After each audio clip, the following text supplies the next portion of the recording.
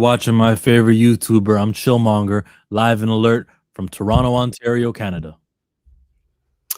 What's going on, Pantheonas? Bust down. It's your boy Marcus from back of the bus. 1/3 of the Pantheon. I'm from a Friday. place in the world, and you're just from the bus. Like you're not even gonna say where. Oh, is it because the bus is Columbus? I'm from the bus. Yeah, there you go. Now you coming along. I'm from the Now dot. you got it. You from the where? The dot. Is that what they call it? Yeah, you never heard Toronto's name was the dot. Were you That's sleeping cool. under a rock? Oh, the six. Have you heard that one? You've heard that one. I've heard that one, unfortunately. Wrong generation. I'm sorry, Marcus. Yeah, y'all should really take that back. Y'all should really reclaim that. I heard people in Atlanta were mad, like they're the 6 first, and Toronto needs to shut up. That's zone 6. It'll be zone 6. Oh no. Well, again, I'm not from Atlanta, so let them tell it. I guess you guys y'all can scrap it out about that. Yeah. Answer this question that I put on Twitter.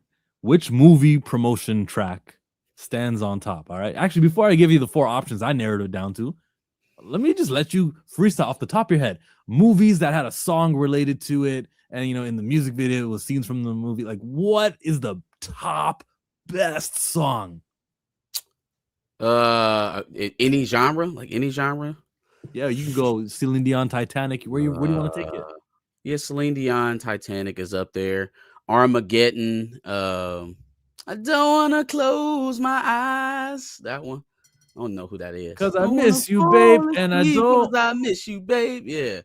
That was for the movie Armageddon. That was a movie song. Yeah, I thought that was on that soundtrack. All right. I remember Will Smith had the Men in Black Nod Your Head. That's not on my list, but I remember that song for sure. Or even the Men in Black SWV. You had the ending of Set It Off. I always think of that movie when I hear that song. I'll fly away. I'll find a way to get through. That one where they showing the montage of how everybody died and stuff. And you got all the lyrics correct too. Hey, broke clock twice a day. What else? Keisha Cole and Sean Paul for Step It Up. Fuck Step It Up. I sing, but I don't know the words. I know Keisha's part. A woman of my own, I got it going on, and like how I see you, and I don't want to be alone. Your illusion make me spam back and forth and up and down and left and right away. That one. If we can drop into the animated space, I can go Find Where I Belong with Hercules. When we go animated, it's all over the place. That's why I was asking where are we going here. Yeah, the Tarzan one with my boy Phil Collins. Yeah, there you go. Okay, yeah. Anime doesn't count. Back to live action. Anime doesn't count because none of those were the 4 on my list. All right, here's my 4 on the list. Oh, actually, let me read the chat.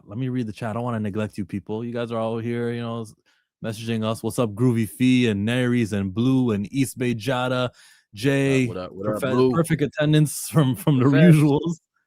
Zone 6 is just a section in the A. All right. Darius needs to answer for the Nicki Minaj heel turn.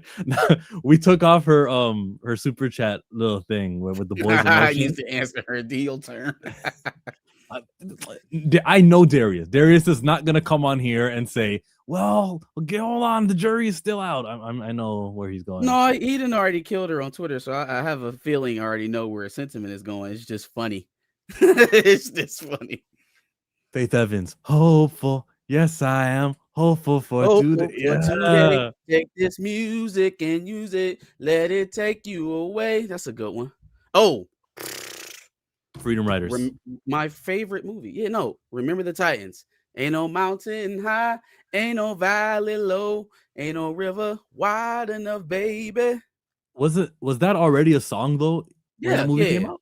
Yeah, but most of these songs were already made before the movies put them in there. It just kind of synonymously known because of the moment. At least that's what I thought we were doing.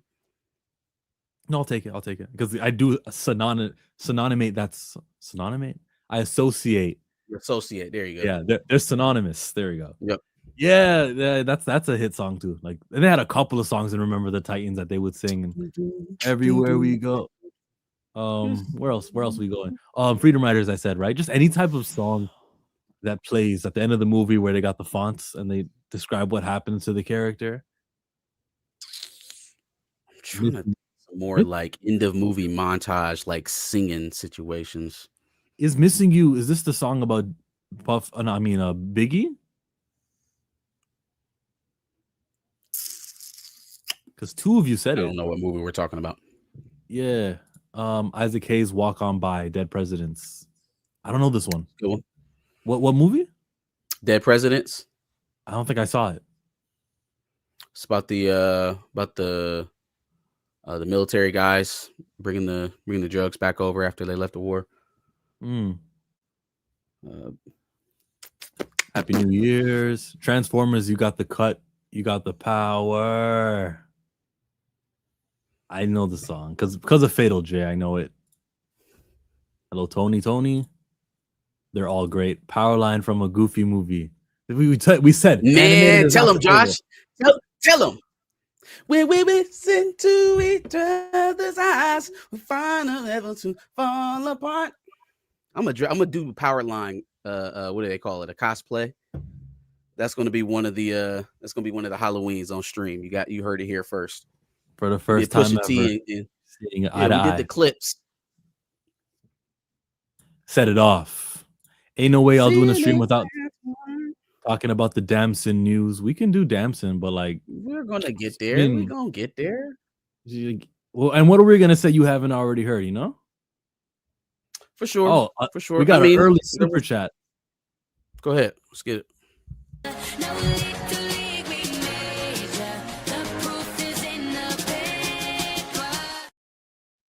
Which is funny because that's a song from Fast and Furious 8, and Fast and Furious is on my list of songs of movies. Not when I See You Again, that's up there. Arthur Rose, hello, $2 super. He says the best anime original soundtrack is Attack on Titan for me. Yes. I mean, for the sheer lack of catalog of animes, for me, it has to be Attack on Titan. So I'll concede that point. Yeah, I'm also someone who doesn't watch everyone. I saw Dragon Ball. I saw all the Naruto. I respect Attack on Titan. Naruto is gold tier status. Nothing beats that. Like I associate sadness and sorrow. That's the name of the song. And nothing beats Naruto, but Attack on Titan is great. Phenomenal. For sure. Sasagayo, Shinsei Sasagayo. That was it, right? The heart on the chest. I remember that. Thank you for the super. Oh, no. Dog, we left out if we talking about songs, epic songs. Yes. I mean, but you're not gonna come along with me on this one. What? Game of Thrones, The Reigns of Castamere. Like we could go. Oh, you could go.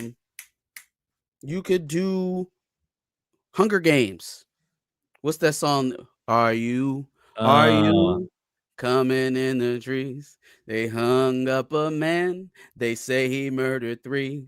Strange things have happened here. Stranger would it be if I came? Are you in the hanging tree? Yeah, that was that shit. Then The Reigns of Castamere go hard too. It's a very sad song when you actually learn the history of it. But yeah, man, there's a lot of them out there. There's a lot of songs. My list was See You Again, and then I had Shake Your Tail Feather, Bad Boys 2.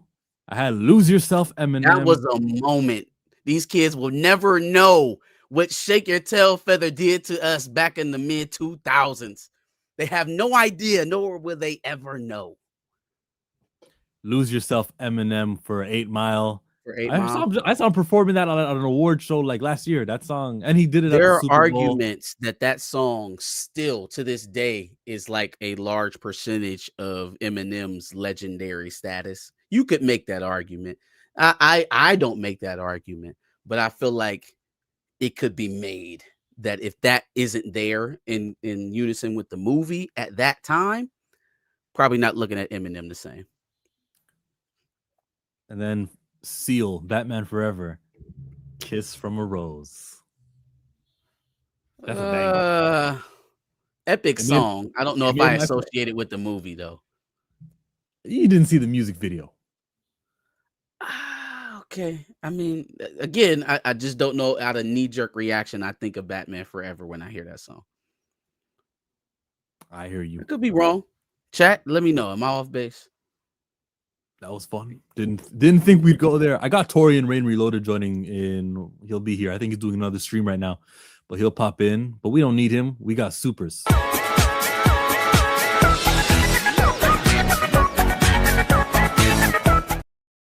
We got one of the Lawrences who watch us. Hi, Lawrence. How you doing? For the Doomsday Fund, he drops 10 on the stream. Appreciate you, brother. Appreciate you. Yes, very appreciated, man. Everyone, Lawrence, you need a channel so I can say subscribe to Lawrence or something. I don't know, Twitter account. Is this some way I can like pay you back because you're very giving. Thank you. Chillmonger would include a Diddy song in the list. Yeah, it is a Diddy song, but it's like Nelly and Murphy Lee is there too, and Diddy barely says anything. Now when I'm girl, I forgot he was even in that song. Come on, like I dance the way you fit in a band to the flow, take it low, girl, do it again. I'm gonna separate the artist from the art, right? And it's not like he wasn't Diddy back then too. Yeah, I mean, plead the fifth on that one. Shout out to the Hulkster, the Hollywood Hulkster, baby. Separate the art from the artist. And Jim Ross.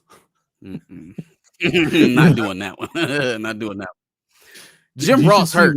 That one hurt my soul. Devon and Maven. Fan, man.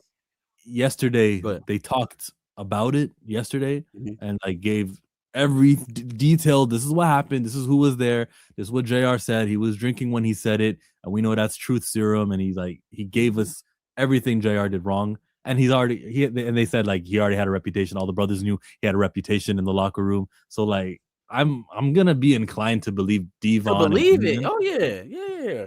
Because first of all, that they don't. We're breaking kayfabe on a lot of things these days, but they don't do that. They don't come out and be like, "Hey, this guy's a racist, and this guy's cheating on his wife, and this guy." Like they don't do that. They don't dig too deep into the personal unless you've really opened them up or there's really beef between two individuals. So to hear it so consistently is really heartbreaking, man. Especially, I feel like I was just talking to you a few months about like, why isn't WWE like acknowledging his cancer battle or nothing? You feel like it'd be a easy thing to kind of just like do a tribute or I don't know, drum up some positive PR. Fuck him, I guess. Yeah. He just did commentary in Tulsa, Oklahoma. Darius was at AEW yesterday, and he saw it live.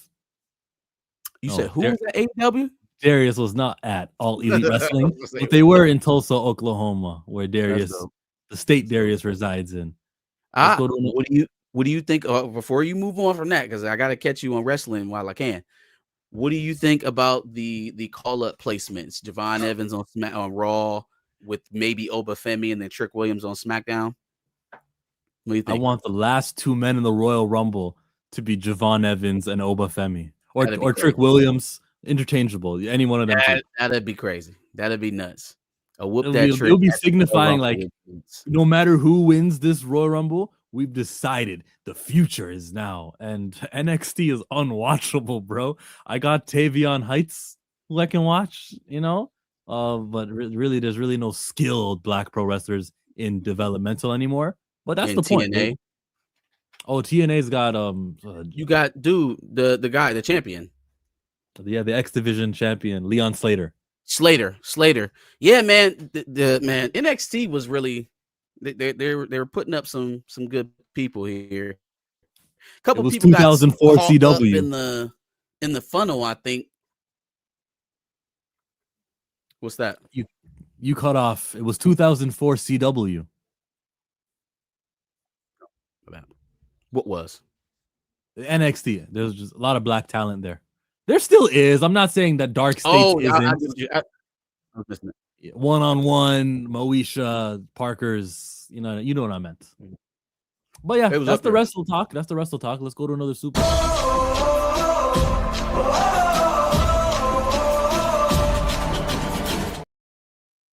It comes from Lawrence for the Brand New Day Fund. Hey, love it. Spider-Man Brand New Day. Movie, we That's haven't the seen a trailer yet. We have not officially Well, seen the trailer yet. It's coming out in just the July. leak stuff. Yeah, we're 6 months away from it. If I'm them, I do it before the Super Bowl, and then you do like the 30-second cut of for Super Bowl Sunday. That's what I would do if I was them. That's what they probably will do because they did it with Deadpool, Wolverine, and every other July movie. Do you think that the fact that they started showing Doomsday trailers before Spider-Man implies something about the story? No. I feel like it should. Let us theorize, damn it. It's just a matter of marketing that movie and how many stakes are behind it. Devon Dudley low-key deserves it for that Reverend Devon phase he had. Hey, what if the guy booking it is the reason for that? Like he split up Bubba and Devon. Yeah, man, Jim Ross. Nothing gets past me with Jim Ross. WWE is trash. It's horrible, man. I'm into AEW much more. I think there's parts of AEW that are trash also. Not Mercedes Moné, but I think there's parts that are trash. Just choose the parts that you do like from WWE. And like the Royal Rumble coming up in 2-3 weeks. We're going to say we don't want to see Hornswoggle return or, Chris Jericho or whoever surprise returns. That's not trash.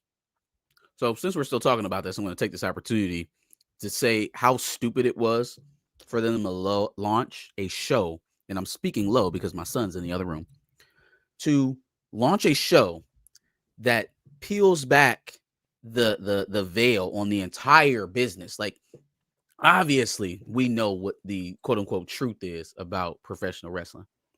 It is the dumbest thing in the world to constantly put it in the face of people, right? I don't think people were this critical of wrestling 5 years ago. I don't think they were this critical 2 years ago.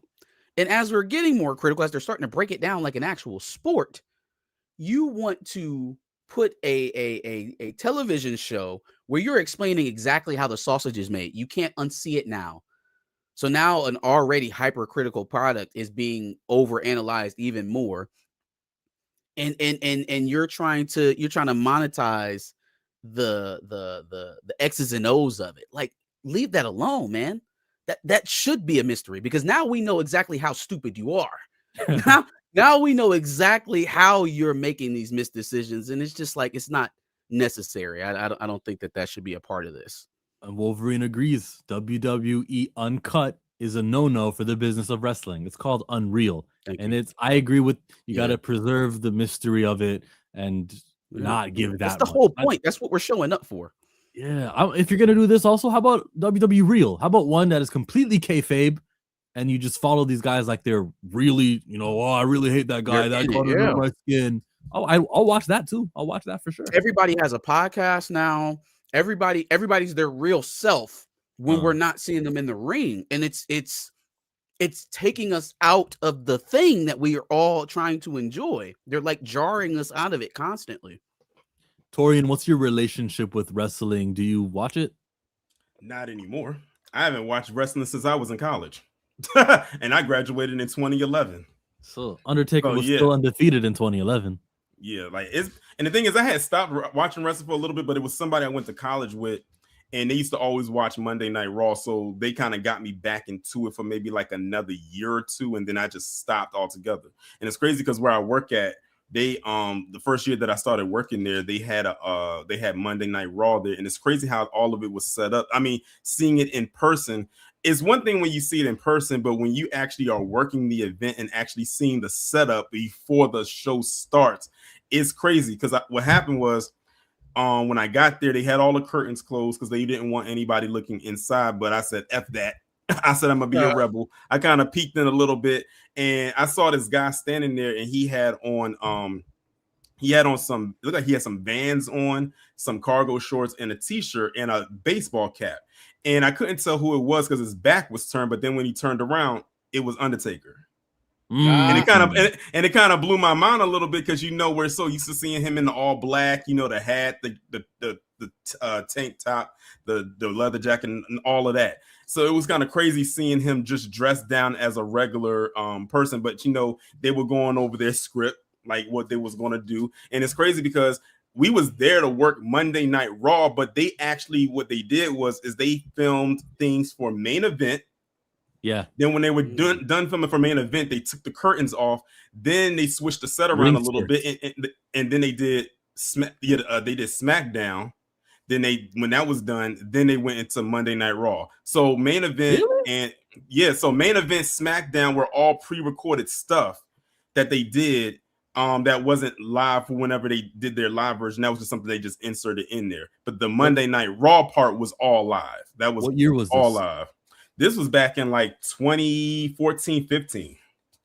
Somewhere around that time. Was it around the holidays when it happened? It might have been 2014. That's my question. It was probably like a holidays edition or something where they had next week off or something. When they go through their holiday tours, they record in clumps that they get a little break. It might, you know what, it might have been, because I think it might have been cold around that time when they did that. But that was the only one I worked. But you know what's so crazy? I missed a major opportunity to work John Cena's last match.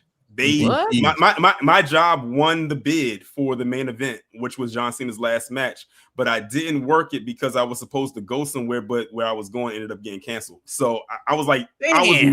I was mad because I was actually going to work that, because I hadn't worked a wrestling event in years. I said, but I would work that one, but then I saw it was on a Saturday, and I was like, I'm supposed to be doing something that day, but then it got canceled, and I couldn't go and add myself back to the schedule because it was full. So I missed out on it. Yeah, DC won the bid for his last match, and I didn't get a chance to see it in person. But you know it is. I didn't know they was doing that. TKO bid off the location for his last match. It was supposed to be Boston, and then Verizon Center or MCI, whatever it's called, the DC. Wow.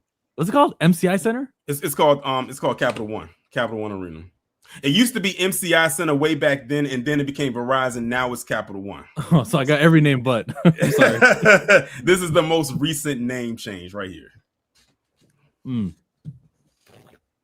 Oh, where are we going to begin with this one? Let's have some fun. Let's go to James Gunn's favorite hip hop songs.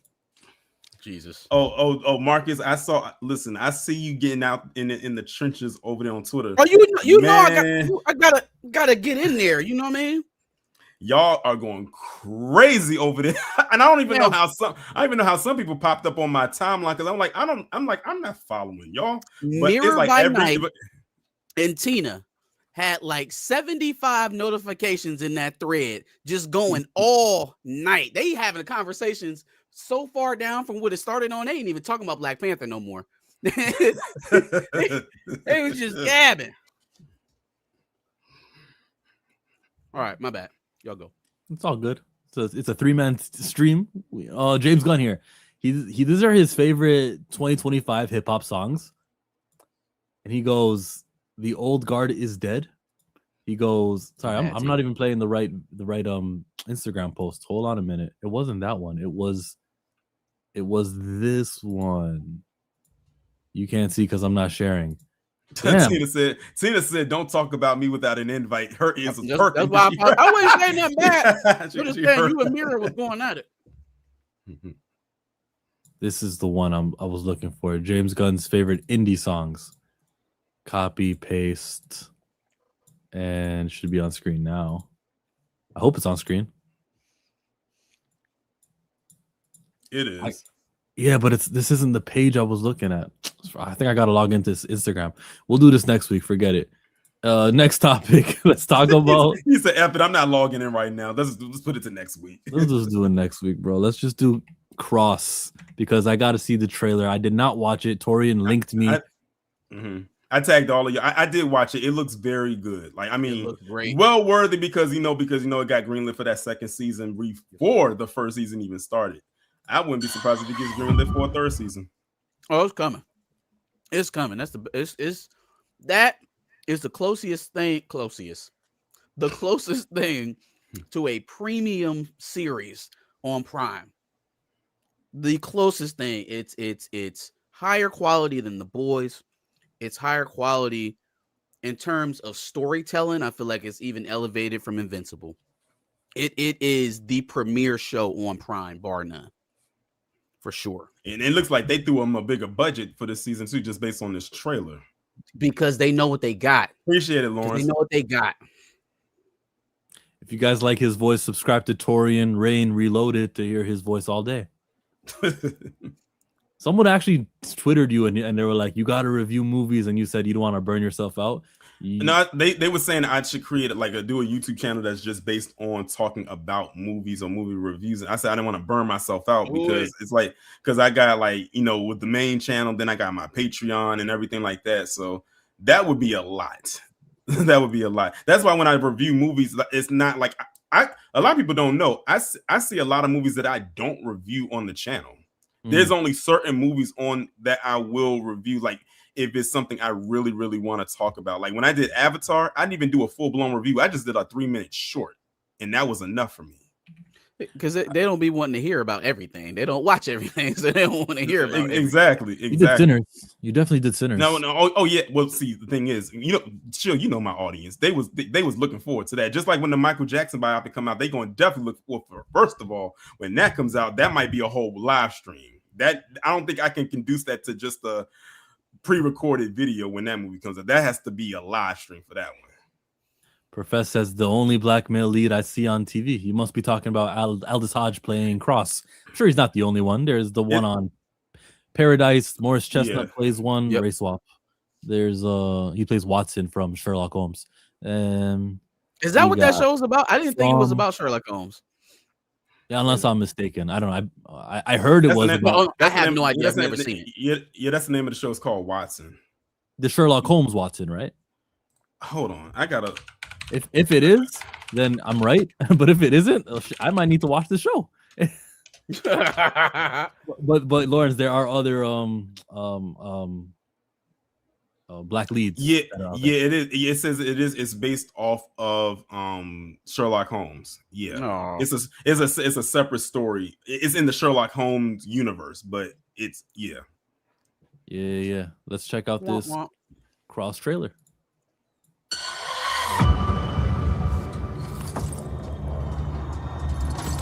You know, it must be so hard for you.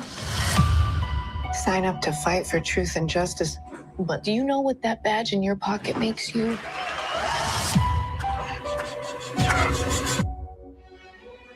In this job, some days you are the difference. Don't you know no one alive can always There he is. Detective Alex Cross, MPD's resident genius. When everything goes wrong, you see somebody. Are you familiar with Lance Duran, Crestbrook Industries? We will end world hunger forever. Someone's trying to kill him. This will be a joint investigation with the FBI. So we're partners. What was in the box? My position, you're going to make enemies along the way. Someone's out for revenge. Not the first time something like that went down. They know exactly where it cut. There's someone who's done it before. Stop. Zoom in. Who is she? Our manhunt is now a woman hunt. This killer doesn't make mistakes. Everybody makes mistakes sooner or later. We just need to find the right button and press it. Well, let's go press some buttons. There has to be an order, a plan. The fingers are the key. Uncontrollable rage. The fingers? What you got, sugar? She's killing everyone on that list.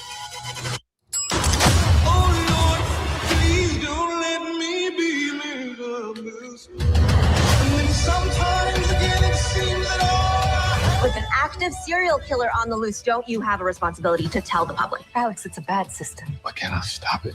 You can pretend that you're one of the good guys. How long did you know? I'm sorry, man. That is a dangerous miscalculation. Hey, Bobby. It's me against the whole world at this point. What happens next is up to you. Alex Cross, on the top!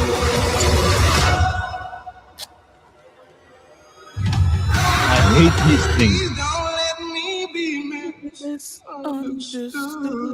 I want justice.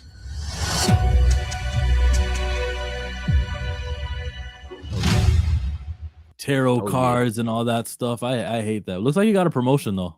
He's like super cop. What is he? Oh, he comes the tarot cards. What's wrong? Maybe with the he tarot becomes. cards?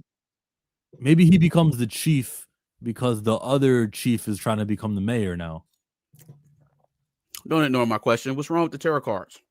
I just hate any sort of mysticism type of like candles. Oh, we're gonna mystical things. I don't like. I'm good with Harry Potter, and that's it.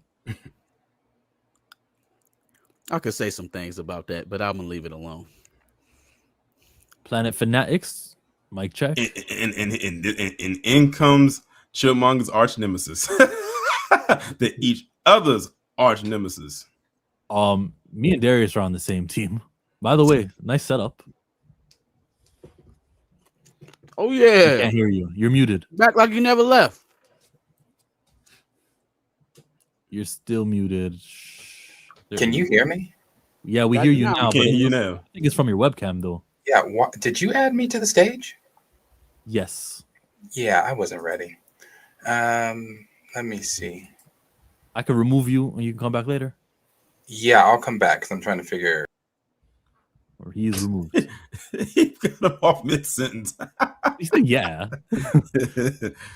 Well, we got Alex Cross over here, the Aldous Haj. Don't do that shit.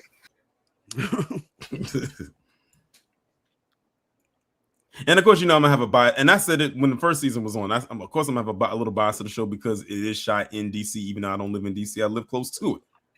Those are the Toronto subways. Don't tell me that that's DC subway. This is base station.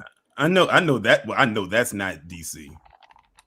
This more of it is shot where I am from than where you're from, Tori. You just need to relax. And More of it's shot where I'm from than where you're from. Hey, keep it quiet over there at the bus. When something's shot where you're from, we can give you your point. First of all of Ready Player One was based in Columbus, Ohio, buddy. What y'all got, a Drake movie? Yeah, it's called Degrassi Goes Hollywood. Yes. Degrassi Goes to Manhattan, actually. Thank you very much. Yes. Shoot. So I was gonna say something smart. I see they got Matthew Lillard in here, so that's a nice little addition. Yep. Did they show too much, like revealing fingers and then the X-ray of the fingers and then telling us the fingers point to it? That just makes me, when I watch the show, think about the fingers a lot, and maybe I shouldn't. Maybe I should. We don't know when this is going to come up. Yeah, we don't know what episode. We don't know what episodes this is going to happen in. Also, a lot of the questions I had coming into season 2, I have even more questions now. Right? I was really on girls. What's the white girl who was helping them with all the technology stuff? Yeah, right. So obviously she was intelligence at the end of the end of season 1. I think she showed that. But how did that play into what Cross had going on? Is she using Cross to like feed information to bigger operations going on? Is Cross in the crosshairs of somebody? Right? Like, is this newer villain from this season? Was that her target this entire time? And she knew it, she was watching, or that the tarot card chick was watching Cross. Like, at first I thought she was the bad guy, but now I'm thinking, no, she's an intelligence. She's a tool. Who's using her and for what reason? Yeah. The bad guy's the one with the candles using blood to X out people on a snake and on Clefairy and all the other. King's Protocol, you are absolutely wrong. Absolutely. Or you could be right. Just don't complain about nothing else that's black on TV. I don't want to hear it. Apparently, I don't know if y'all also saw, but I think they say Yaya is supposed to be playing Creasy in the Man on Fire series that's coming to Netflix. I see you post about that. Cool. So yeah, I had tagged you with it. So I feel like anytime I've ever heard about that character, it was a black man on screen. So I mean, if it's a race swap, it's kind of news to me. Man. Yeah, that's that. Of course, Denzel played him in the movie. I was about to say, like, I love Man on Fire. That was a good movie. It's a Denzel Washington classic. So if they're recreating it, this is just one of those instances, and this is probably like the only veer off point where me and Chill, kind of split ways on the race swap things, is that you can't deny success. And so Man on Fire, to me, recreating that character, Creasy, as a black man seems kind of, it seems more than necessary. It seems like has to happen. Oh, Has to happen. Lauren said if I mean, Denzel it plays the did, character, you it's know? black now. Yeah, he's black now. You know what I'm saying? Ain't no going back. Ain't no going back. But because now everyone's gonna associate that character with Denzel, with the black as far as the original goes. Now that is the exception and not the rule. It is definitely the exception and not the rule. I'll take that, Marcus. Yeah, that's where we at. Nowhere. I'll take it. It's the exception. You're not like you're clarifying this only the exception to the rule. Yes, Man on Fire is tight. So is American Gangster. Yeah. Man on a run and a heart in the same. Man on a run. Oh yeah, appreciate you. Let's go to a super tat.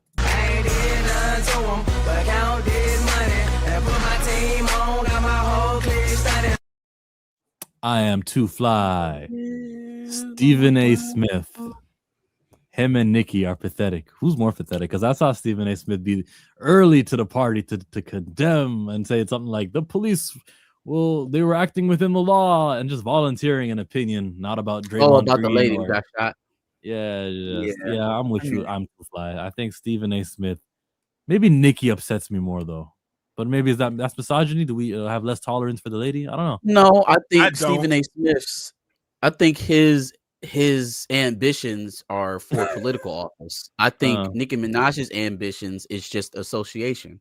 I don't think she wants anything tangible. Her ambitions are a pardon for her brother and her husband. Maybe, right? But I mean, she seemed to have been comfortable with that situation this entire time, anyways. So she ain't tripping. You know what I'm saying? He out and they living their lives. And she's technically still more so a Trinidadian citizen than she's a U.S. citizen because she can't even vote. Yikes. Well, my thing is that I think her angle is elevation through association. I think in the political circles that she was playing around with on the Democratic side for all those years, got her to where it could get her. It stalled her out. Rap community is not respecting her the way it wants to be. So let me pivot over here. Let me, sing Mammy and tap dance a little bit, and they'll push me up a little bit higher than what I was over there.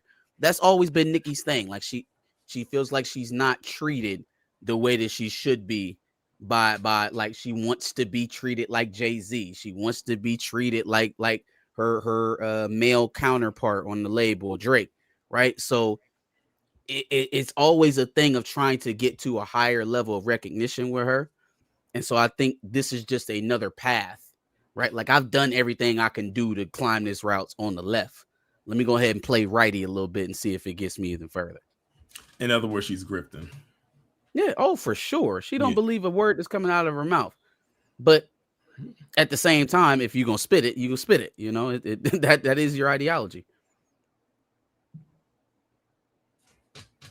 For sure. Alex Cross comes to Amazon Prime in February 10. I might have the wrong date. We gotta do something, man. We gotta have like a weekly meetup. Discussion? We gotta talk about the episodes. Yeah, we gotta do something. I plan to do it. So what day does it release every day? That's a Wednesday. Perfect. Next day on the Pantheon. Cross out Thursdays. Nah, I'm gonna do individual video. I mean, sure, yeah, but in addition to it, I'll do. I was gonna say we're already going to be here. You didn't have to think about it that much. Just a little bit of promotion. That's all. Yeah, if you're a fan of the Amazon Prime show Cross, check it out and check. It's really good. They've got something else coming out with Method Man and with Kelly Rowland. Did you see that? I did see that. Yeah. It's like I think it's like a romance, goals, right? Like a romance type movie.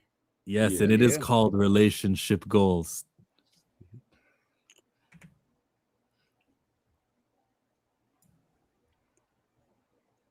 Whoops. There we go. Showrunner at MediaCorp. The question isn't who's going to let me, who's going to stop me. The higher-ups want to bring in another candidate. What? I didn't get the job. Now it's between me and Jared Roy. They have history. History? We dated, and that's why I have a list. College graduate, proper dental hygiene. What? I know what I want, and I know what I don't. It's good to see you. Those soulful eyes, that chiseled jawline, and those washboard abs. Whose team are you guys on? So let's hear your pitches for Valentine's Day. This book changed my life. It's about helping people succeed in love by using their faith. Leah, you're going to produce this with Jared? What? It's my story. She still wants me. Do you have feelings for him? Yes. Anger. I want this job, and I go after what I want. I'm panicking. You need to find your inner peace. Dating around might be fun, but I promise you, it's gonna leave you feeling empty. What if that person's just empty? Don't listen to him. Ladies, this book is speaking to me. We all need to fix our aim. If I found someone who fit the list, list. and my aim is Think like a man. So Teen Denial has entered the group chat. Word. a couple months and done. I'm walking a different path now. Dating with a purpose. You're still a player. But I'm get to know each other for 90 days. No pressure, no sex. Do you mind if I just... I'm gonna die alone. Did I tell you what Dan did? Is it worse than me getting ghosted? Got ghosted. Excuse me. We don't know this man. See you on the plane, Queen. People change, figure out who is worth investing their time in. Is it hot in here? We are going clubbing, and we're gonna have some fun. You guys ready to bounce? Yes. Absolutely. Thought you'd never ask. What do you say we take the night off from being mortal enemies? One condition. We go back to hating each other tomorrow. Text from Candace Dancing Girl. Thinking about you, Big Daddy. No, disconnect. Don't leave her hanging, Big Daddy.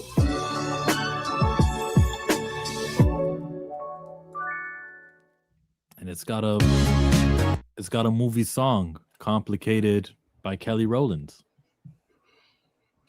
Nice. I'm all for another a black love story. That's another type of movie that's missing when you're talking about like within a genre of movies. Like those type of movies are not out there like that. As a matter of fact, not to like change subject, but stay on subject. Halle Bailey got a romance type movie coming out in a couple months. Is that the thing she was shooting for Pharrell and some other people that it got stopped for a little while? I know it's a musical, right? And no, it's not a musical. It's like a romance movie, and I think they shot it overseas, if I'm not mistaken. The trailer, I think the trailer's online too. If Chill wants to pull it up. Well, what's the name of it? It's called You, Me, and Tuscany. Oh yeah. I remember. Like she goes to like her is it her boyfriend's family house and just like ends up staying out there or something like that, and then meets a cousin or some shit. I forgot what the premise of it is. So let me get this straight. You mean some red? This is a month old. Story by Ryan Engel. Hey, yeah. Williams. I kind of prefer the premise of the first movie. It doesn't require anyone to be like a habitual liar. But I was gonna say when we got done with relationship goals, that movie feels like a movie that hasn't or a type of movie that hasn't been made in a long time. Right? Like I see that movie, I think of Two Can Play That Game, The Best Man, The Wood, the what's this the is shit Think Like a Gabrielle Man. Union and what's that? Think Like a Man. There you go. Think Like a Man is another one was like that. But like it's been a while, right? Since we've seen two black characters, two black love interests, kind of working through relationships in life on the big screen. It's been a little bit. I think Lisa Ray probably was the last one with the Photograph. It was an okay movie, but yeah, that was. I know it. The one with her and Lakeith Stanfield. Yeah, yep. It was all right. And that's been a few years since that movie came out. Deliver Us from Eva was another one. Yeah, LL Cool J and Gabrielle Yeah. Union. Gabrielle Union, man. Gabrielle Union at that time Had a felt run. like she was like one of the biggest black female stars. And it just like at some point it kind of evened out. It kind of like leveled out a bit. But back then, boy, she was everywhere. She was the love interest on every black aspiring male actor back then. Yeah. LL, Jamie Foxx, Morris Chestnut. I mean, it was a proverbial who's. And then she was gone in a flash. Like the Avatar.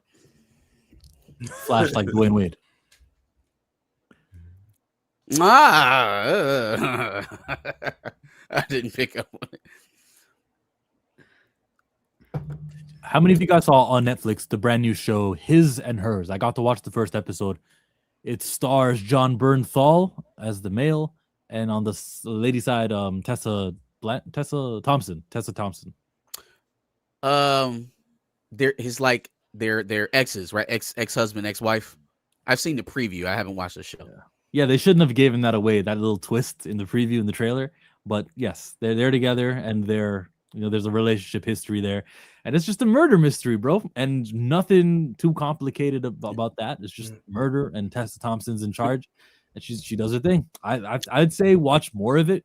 How many of you have seen episode 1 of? I haven't seen it. I haven't seen it. Just came out today, so I mean I don't blame anybody. January 8th. It's funny you bring up like murder mystery because have y'all seen Wake Up Dead Man? Wake Up Dead Man. That's also it's the third one in the Knives Out franchise. Yes, hell yeah. Benoit LeBlanc. I enjoyed that movie. I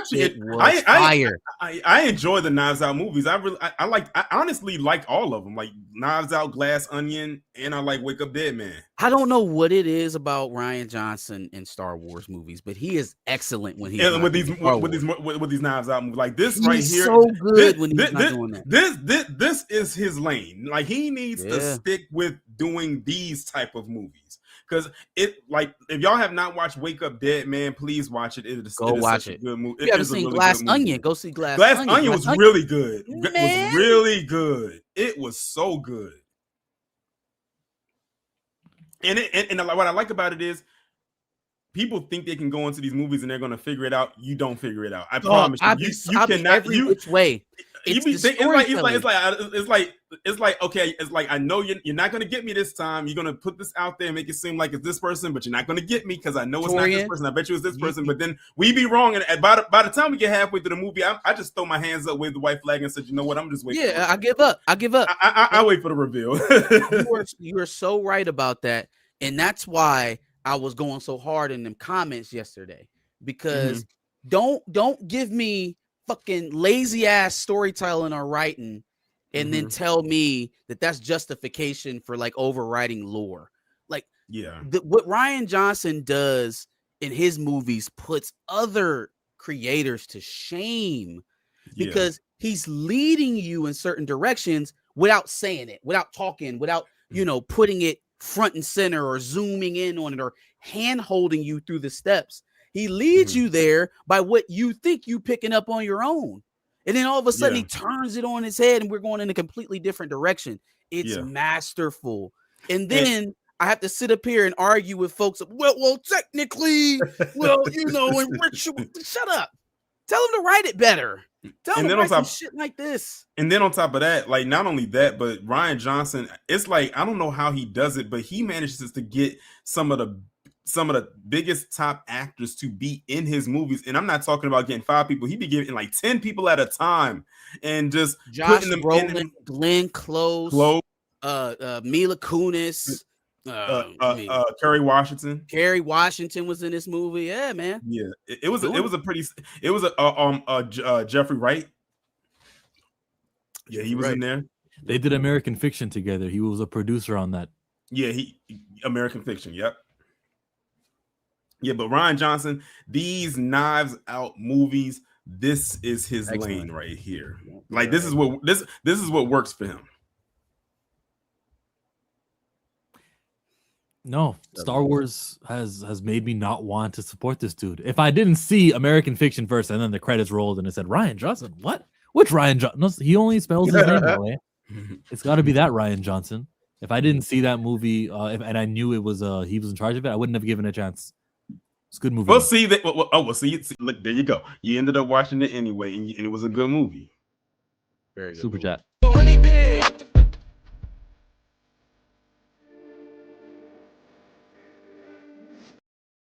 Lawrence, $10 says, "Happy New Year for the Odyssey / the Doomsday Fund." Appreciate that pot gonna be weighed down, by the time those two movies come out. Man. Also, when I went to go, did any of y'all go see Avatar: Fire and Ash? I haven't seen it yet. Not yet. Okay, well, when I went to go see it, Christopher Nolan, he surprisingly just gave a treat to the whole audience, and he dropped like this whole 5 minute, maybe 5 minute plus clip from the Odyssey in the theaters. And the thing is, to this day, they have not released that clip online. So it must have been a thing that was just exclusive, that you had to see it while watching Avatar. And it was like literally a whole scene. It was the scene where they're getting inside of the horse. They're breaking into getting out of the horse, the Trojan horse, and getting inside, and they have a whole battle. It's like a whole scene that he released, and then it goes into a trailer that they never released. So you had to watch Avatar: Fire and Ash to see that clip in that trailer all at one time. And it was fire. It was epic. It was fire. Could I present an alternate theory on why that is? That maybe the company who is having all of their trailers leaked is maybe opening up the cracks to have those trailers leaked all over the internet, because it's helping. Right. I think when it was, if it happens to one trailer, okay, it got out. You know what I'm saying? Yeah. Then but they leak the whole schedule of them, and you don't change not a bit. Nothing. They didn't change nothing. Yeah, that sounds like a leak. The Odyssey trailer leaked as well. I have it. You got it? Recorded it. They definitely didn't go viral like the Doomsday trailers, because I haven't seen it yet. Yeah, no, it linked as well. But I am looking forward to Odyssey. I remember reading that when I was in high school, and it was in our book that had all these other stories in it. And I remember the Odyssey being the longest story. Like that, the Odyssey is a long story. It is a very long story. Like in the Odyssey, basically all it means is a journey, and that story did feel like a journey, because I don't know how many pages it took us. About a month to get through that one story, the whole book. Like it's a very long book. So I trust Christopher Nolan is gonna, knock this one out of the park. He tends to be one of those directors that you can pretty much depend on to make a good film. How do you think they're going to handle some of the mythological stuff? Like obviously the Cyclops is a big part of this saga. That was in the trailer. They kind of showed the silhouette of the Cyclops. We could assume it was a Cyclops, but like, do you think it's going to be like a real life 8-foot monster with one eye, or do you think they're just going to for all we know, they probably could have built a practical looking one, and they probably CGI maybe the face. Like, no, that's not what I mean. I mean, in terms of how he's going to present it, is it going to be like, oh, well, humans, because they had a lack of knowledge, viewed abnormalities on other human beings as being like a monster or a mutant, or are they literally going to have a full blown Cyclops in there? I actually hope they have the full blown Cyclops. I mean, why not? He looked like a full blown Cyclops. I mean, why not? I mean, go the distance, go all the way. Who has a better Cyclops, Odyssey or the X-Men? Stop. That's crazy. Those are two different types of Cyclops. So I'm hoping for the X-Men to pull it through on Avengers Doomsday. Well, I will say that the X-Men trailer for me was the best one that they released, hands down. I said the same thing. The X-Men was the only thing that kind of got your blood pumping, like, oh shit. And I think it was more anticipated too, because people have been wanting to see the X-Men in the MCU for so long, and the way that they presented that, especially having Cyclops, Scott rip off the visors and he shoots the blast. I said that is how the blast out of his eyes is supposed to look. That looks straight out of a comic book. Like that's how it's supposed to look. Thank you for the memberships to the channel, CJH, Kingsport Cal, Steve over here also with 30 months of membership. Appreciate that for sure. Oh, Lawrence, to your point, to that comment you just made, yeah, Tom Holland is going to be eating nice come July. I mean, imagine you got It's Odyssey coming out 2026 one is week. up. You got Odyssey coming out 1 week, and then you got Brand New Day coming out the next week. He up. He's up. Yeah, he got July on lock. He can't. Not only that, but him and John Berthold, because he's in Brand New Day too. So they can't lose. They can't lose. And Zendaya's in both of them too. I think Zendaya's in both She is of in them both. too. Yeah, she is. She They're is. saying that she has a new man, and I'm interested to see if it's the same guy that they introduced in comics like 2 years ago. Mhm. And what was his name? Peter? They said Paul? it's dude from Ahsoka. Ezra's. Yeah, Ezra. Yeah, Ezra from Ahsoka. That'll be the actor. Yeah, he kind of looks like that Paul guy. So it'd be interesting to Iman see another Basadi. And his name, and not his name, Iman Basadi. something like that. Iman, yeah.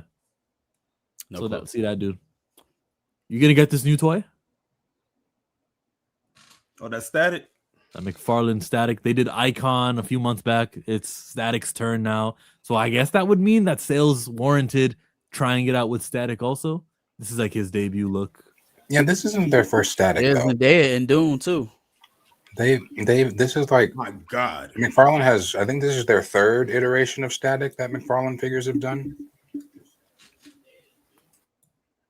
Is that right? Like, if they ever decide to do a Static movie, this is the look that I want to see him in. Of course, everyone's going to want to see the Static Shock one that we saw in the animated series, but I want to see him in his original suit first.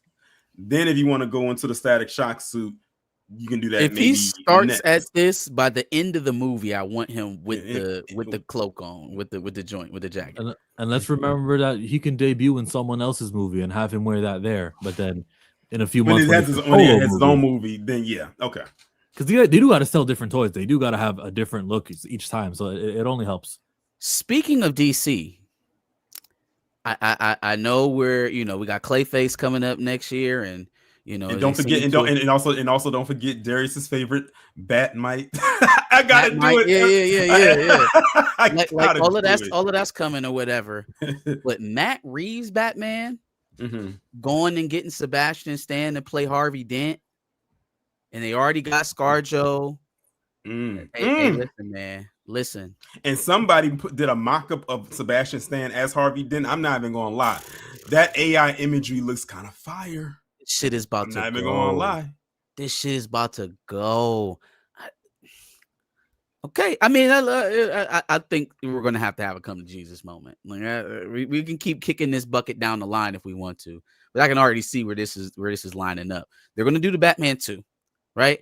And it's gonna kill. It's gonna do more than the Batman 1. Then they're going to start rolling out. If they even get that far, they'll start rolling out Brave and Bold, and then it will get kind of middling responses, maybe a little bit confusion from the casuals. And then there will be a serious talk with James Gunn. Like, hey, listen, do we need 2 Batmans? I mean, you got one that seems to be going pretty well. Work it out with Reeves. Let's find a way to make this work. Because this is not, Mr. Cut the check and walk out the door Zaslav anymore, or at least it doesn't seem like it's going to be. I thought you meant it's going to be some folks that's going to be, he has to actually report to. So why? I don't see this thing going away, man. Like it was a $700 million film to begin with. It's only got up to go from there. And I really appreciate Matt Reeves' vision on Gotham in general. So I don't know, man. I never really thought 2 Batmans was going to work. I think it even less than now. Yes to Mr. Freeze for sure. I would like to see Mr. Freeze, especially in this with the technology we have now.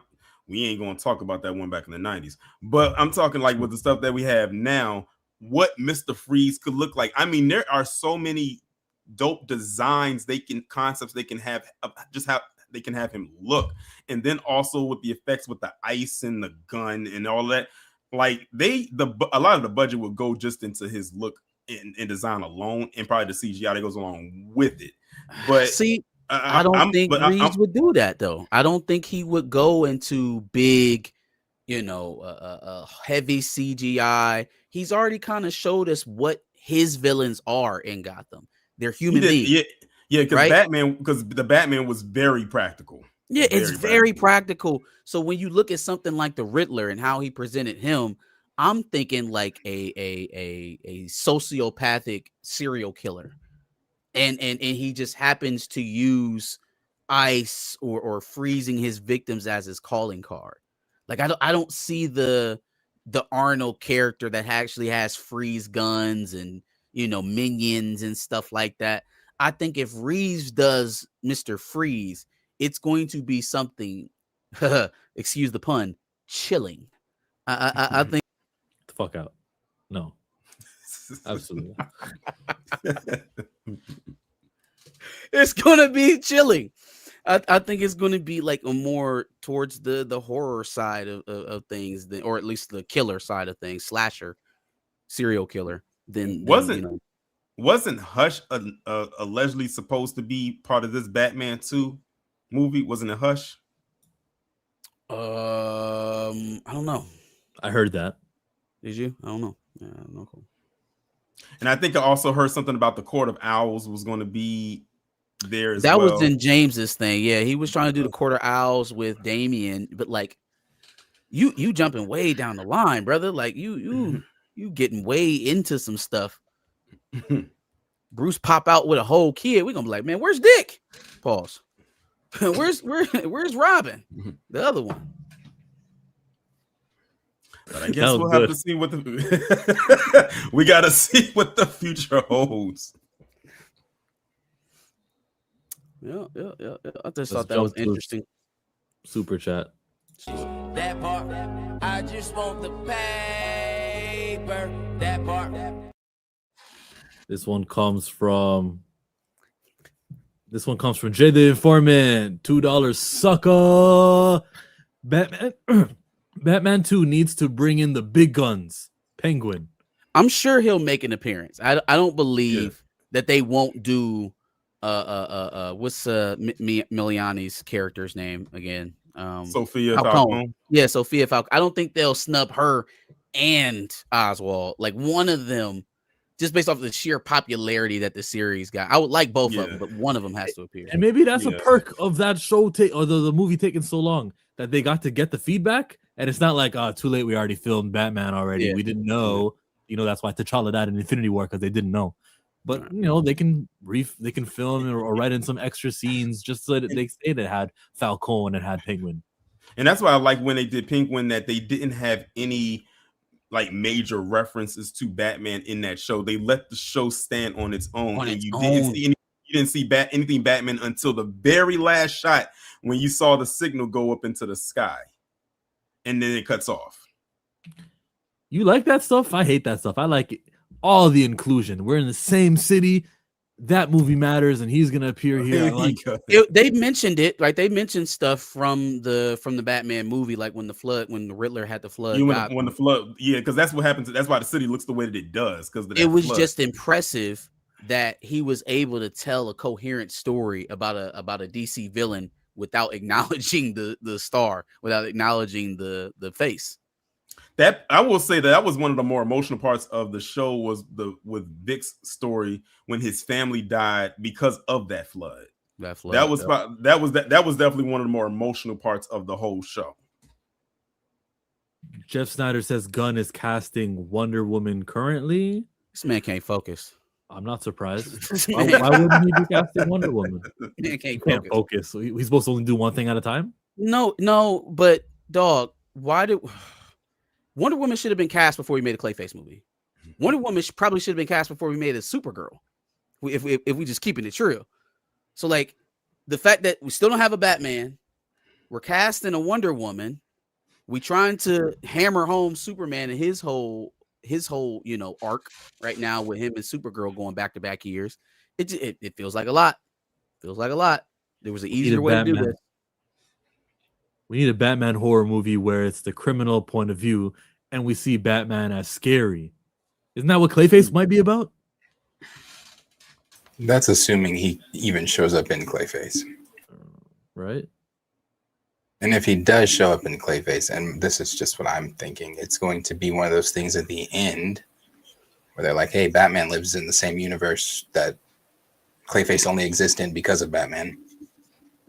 But you won't see that till the next film. The next what film?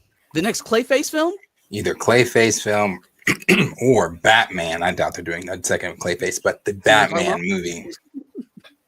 We planted multiple movie arcs for Clayface. And oh, by the way, we're getting to casting Diana. We're getting to it.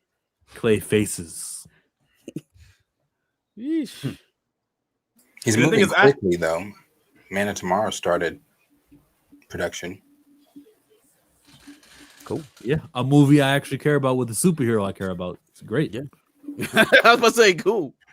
So you can't wait to see Kara Zor-El. I'm interested in it, but it's not. I can wait.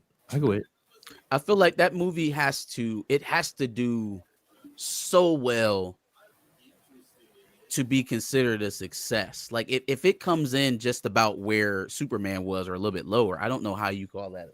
What'll be crazy is if this movie actually did better than Superman financially wise.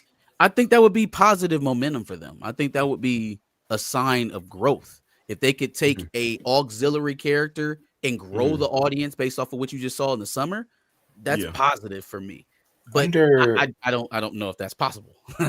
Under Netflix's guidance now, does it matter if it does good because I think with Netflix, are they more looking at, okay, hey, once it's done in theaters, it's going to do great here on our streaming platform? I don't think because this movie's coming out next year, at least Supergirl is. So I don't think that they're it's coming out this year. This year, sorry, 2026. I forgot what year we're in. But I don't think Netflix will have they can't start making moves at Warner Brothers until their deal is approved by the FCC. So they're not calling any shots on the stuff that's coming out this year anyway. Now, Man of Tomorrow, it may be potentially. They over there floating the idea of 17-day windows for the movie. So here's that. There's that. I feel the hype for DC had died down. Gunn needs to bring the heavy hitters out because Marvel's getting the control of pop culture again. Thank you, Johnny. Now, Wonder Man is not about to do that in January.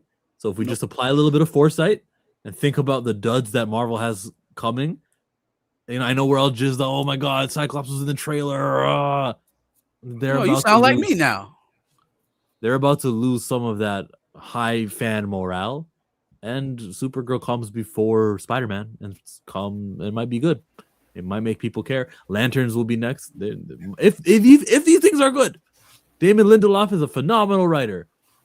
You said they're losing the morale because of Wonder Man? Yeah, Wonder Man will bring morale down. Not just that one. There's other duds that they've got coming. I forget the whole slate, but there's a whole bunch of, I'm not watching that on their slate this year.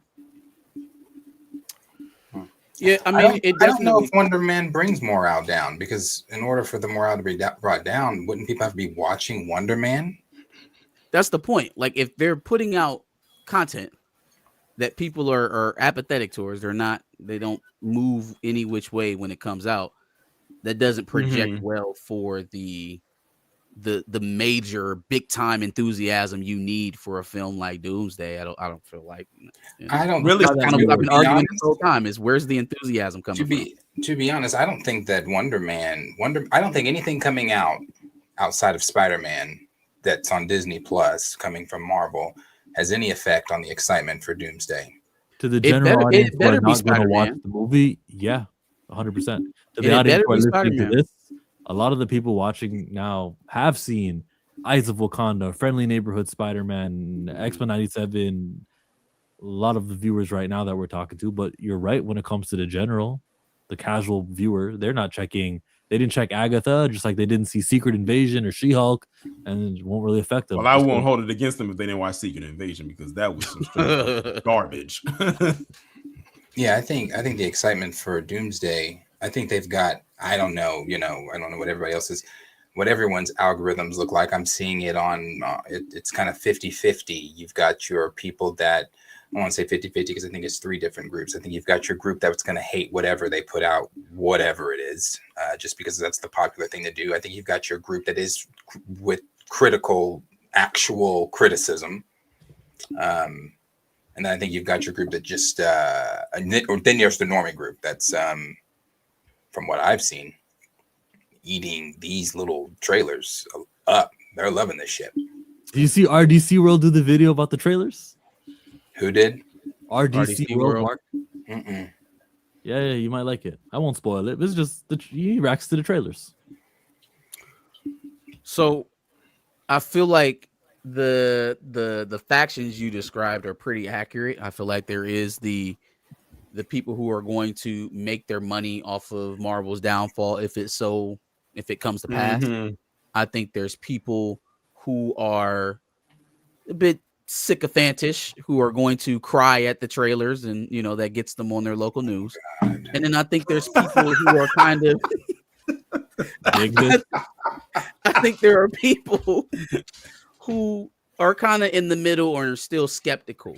That's where I would count myself at. I think I'm still skeptical about what's going on. I want to see more about the story. And the one trailer that had the most narrative in it, that had the most hints or clues about what the setup for this movie is, it was a little underwhelming to me. I mean, I guess you can kind of get excited by the prospect of the underwater Mexicans being on land. But everything else in that trailer was just kind of like, all right, well, cool, I suppose. You got your Ben Grimm, which was the least seen character in the Fantastic Four movie that underperformed. You got Shuri Black Panther, which was part of another dud. Not that we don't want to see Shuri, but you got to call it what it is. It was part of Wakanda Forever. And then you got King and Baku, right? It's just not. I would have liked to have seen this meetup that they did with some of the other characters that they chose to do the background stuff on. So the first couple trailers when we got so-and-so will return, so-and-so will return. Imagine if Steve's sitting there holding his baby and then all of a sudden, goddamn Bifrost burns in his front yard and there's a go Thor. We have to go, old friend. Or something like that. That's a little bit more impactful to me than M'Baku and Ben Grimm shaking hands. I'm just, it's just me. Well, it also said Steve will return, not Steve and Peggy will return. The only one who got an and will return is your girl. The enemy of representation is quantity. It didn't say Thor will return, one guy, X-Men will return. I guess that's more than one guy. It's a group, but we know them to be one brand. It went Wakanda and the Fantastic Four will return. It definitely didn't say Black Panther, did it? Maybe it did say Black Panther. I thought it said Wakanda. It said Wakandans. It said Wakanda. Wakandans will return. The enemy of representation is quantity. They will always put 1,000 people into something and say, look, we're doing representation. Yeah, look at us. I mean, it doesn't have to be, but in this instance, it seems to be. I'm only talking about this instance. It would be the worst mistake ever to kill off Toby. No, it wouldn't. He's done his service here. We had the nostalgia appearance with Toby in the last movie. Well, why does Toby have to die? Hold on, man. He's an Elseworld Spider-Man right now. Why we got to kill off Toby? It's a new era. Leave him alone, bro. Okay, we better off some of them Fox X-Men then, because they've been done with. We've been done with them. We moved on to a whole nother generation of X-Men, and we was done with them too. Let's not try to rewrite history now. Like we've just been fiending for these Fox X-Men. They gave us a laundry room full of trash for a while. And it was a few hits in there, and maybe we're still nostalgic over the memory of them, being some of the first superhero movies that we ever saw, along with Spider-Man and stuff like that in the early 2000s. Yeah, and Blade. Yep, and Blade. But we got to keep it funky about what the performance was and how the reception was when those movies was coming out. I found it very interesting that yes, the X-Men trailer is the most exciting. It was the most exciting to me. It's the one that got the most buzz and most people talking about it. But like when we had that in the theaters and Fox was running it, we couldn't stop talking about it negatively. So again, it's just part of my continued skepticism. How much is this internet fever around the trailers going to translate to people walking in the door? Yeah, but also with that, I think that the people when The X-Men were in theaters and people were dogging it at that time. That was under the Fox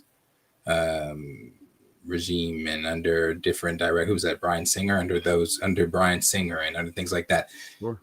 People, at least I would even think the normies know who the Russos are. People know what they're getting with this. And I'm not at the place where I'm jumping up and down, excited, ready for Doomsday quite yet. But even these trailers, I'm going to give credit where credit is due. These trailers have been, minus that Steve trailer. These trailers have set the tone for something's coming. It's dark. It's the cinematography has been better. It has been a better look than what you have gotten in the past 5 years. And it's all because of who you've got at the helm of this. It's the Russos. And I think they also have to release the trailers in the way that they're doing because there hasn't been a lead up to a Doom as far as movies go because of everything that happened with Jonathan Majors. Because remember, it was supposed to be Kang Dynasty. That was the lead up. But because of everything that happened, now they got to like, okay, we don't have no movies we can just throw out there because this movie's about to come out. So let's just drop these little pieces of trailers here and there, and that'll be our lead up. And they got to rely on that. Yeah, I mean, you kind of taking the thought out of my head. Like that's exactly what this is. Like it is the lack of buildup that they've generated from all of the films they've been releasing over the last couple of years. Can you make up that difference in teaser trailers? Because that's what we're talking about here. Like we're talking about the four teasers. Their build up in the Super Bowl teaser trailers. Can you? I guess okay. The type of stuff that we got from Black Panther, Captain Marvel, Guardians, Ant-Man, that type of anticipation. Can you recreate that off of teasers? Absolutely. No, okay. Well, and the reason, no. I mean, if we're being realistic, absolutely, yes. This is, and I don't know how we haven't seen that with these trailers that have come. And again, maybe all of our algorithms are different. I don't know what everybody's seeing on theirs, but just the buzz around these trailers, it's not Infinity War and Endgame level, no. At least they're not on that I've seen. That's a different time, but it is. You're throwing again. Let's just use the one everybody keeps talking about, the X-Men trailer. You don't think you give a full-length trailer? Let's say at the Super Bowl. Let's use that one. A full-length trailer at the Super Bowl with the X-Men, and you've got Doom and whatever the fuck is going on in the trailer with dialogue and action. If the X-Men trailer alone, that minute and 20, with just the X-Men, is getting people pissing their pants like, oh shit, the X-Men are back. Now I'm excited. What do you think a full-length trailer is going to do? Have they ever done a Super Bowl trailer for a minute 20 before? No. This was, I guess the Super Bowl one's supposed to be a full-length trailer. Have they ever done when you say the Super Bowl one? Do you mean that during the game it'll play, or do you mean they'll put it out? They might play like this is something they typically do. They'll play like a trailer that's made just to fit a certain amount of time in the Super Bowl, and then they'll say full trailer online. Yeah, they'll probably do it because I know they did that with Deadpool and Wolverine. So they'll probably do something like that. I have a memory of them doing it that way. They don't actually do the trailer on the Super Bowl because they cost so many millions of dollars per second. Famously, I think it's $8 million per 30-second trailer. Probably. And don't forget, some trailers drop the week of the Super Bowl, right before the Super Bowl, because that's what they did with Fantastic Four. They dropped the teaser for Fantastic Four like literally 4 days before the Super Bowl happened. Okay. Instead of dropping the teaser on the day of, because I think it's because of like spacing. Because you got to think, for a lot of these companies, when the Super Bowl happens, they got to get their stuff in at a certain time, like it's deadlines they got to meet.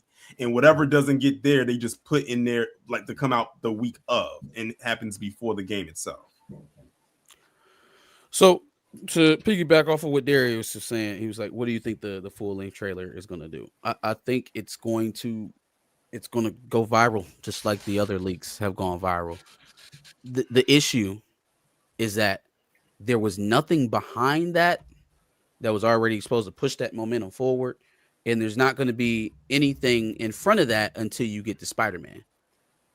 I think that they are looking at a boost coming next year before Doomsday. I just don't think it's coming from these trailers. I think if Spider-Man Brand New Day goes out there and performs exceedingly well, which I expect it to do, and it references the narrative that is being built for Doomsday, that would be the best case scenario. Because now I've come to a movie, I paid money to go see a Marvel movie, and now it's promoting in this movie where I've already paid my money, right? We're trying to get back to connected universes. Now they're acknowledging that there's some sort of all-encompassing narrative happening again. I'm reinvested. I will come back and see the next movie in this anthology.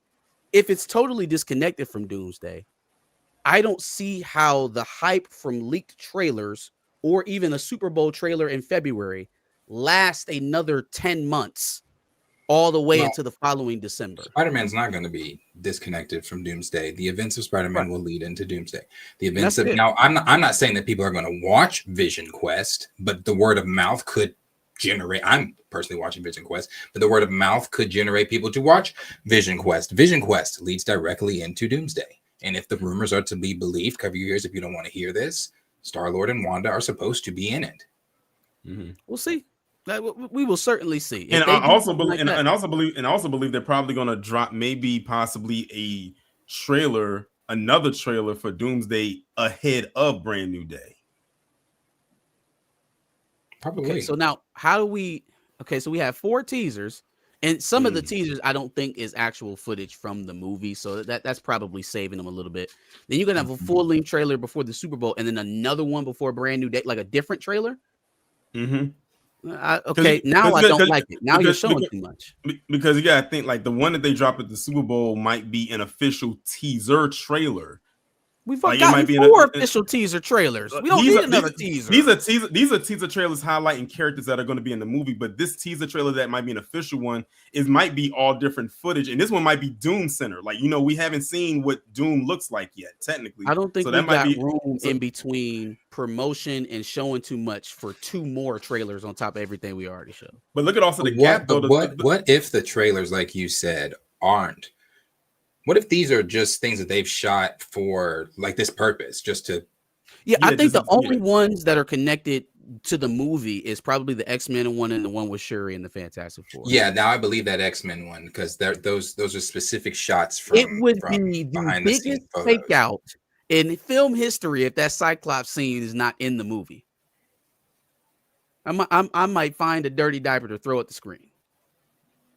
Tina actually just brought up a good point because I completely forgot about CinemaCon because CinemaCon is in April, and CinemaCon usually drops a lot of trailers for different movies from all types of studios during that event. Man. They got to choose when very strategically, right? Like we can't hit every single one. We can't hit the Super Bowl and CinemaCon and right before because we're literally we're either shooting new stuff for the trailer specifically, or we're giving bigger pieces than we ever wanted to give of the movie in the promotion.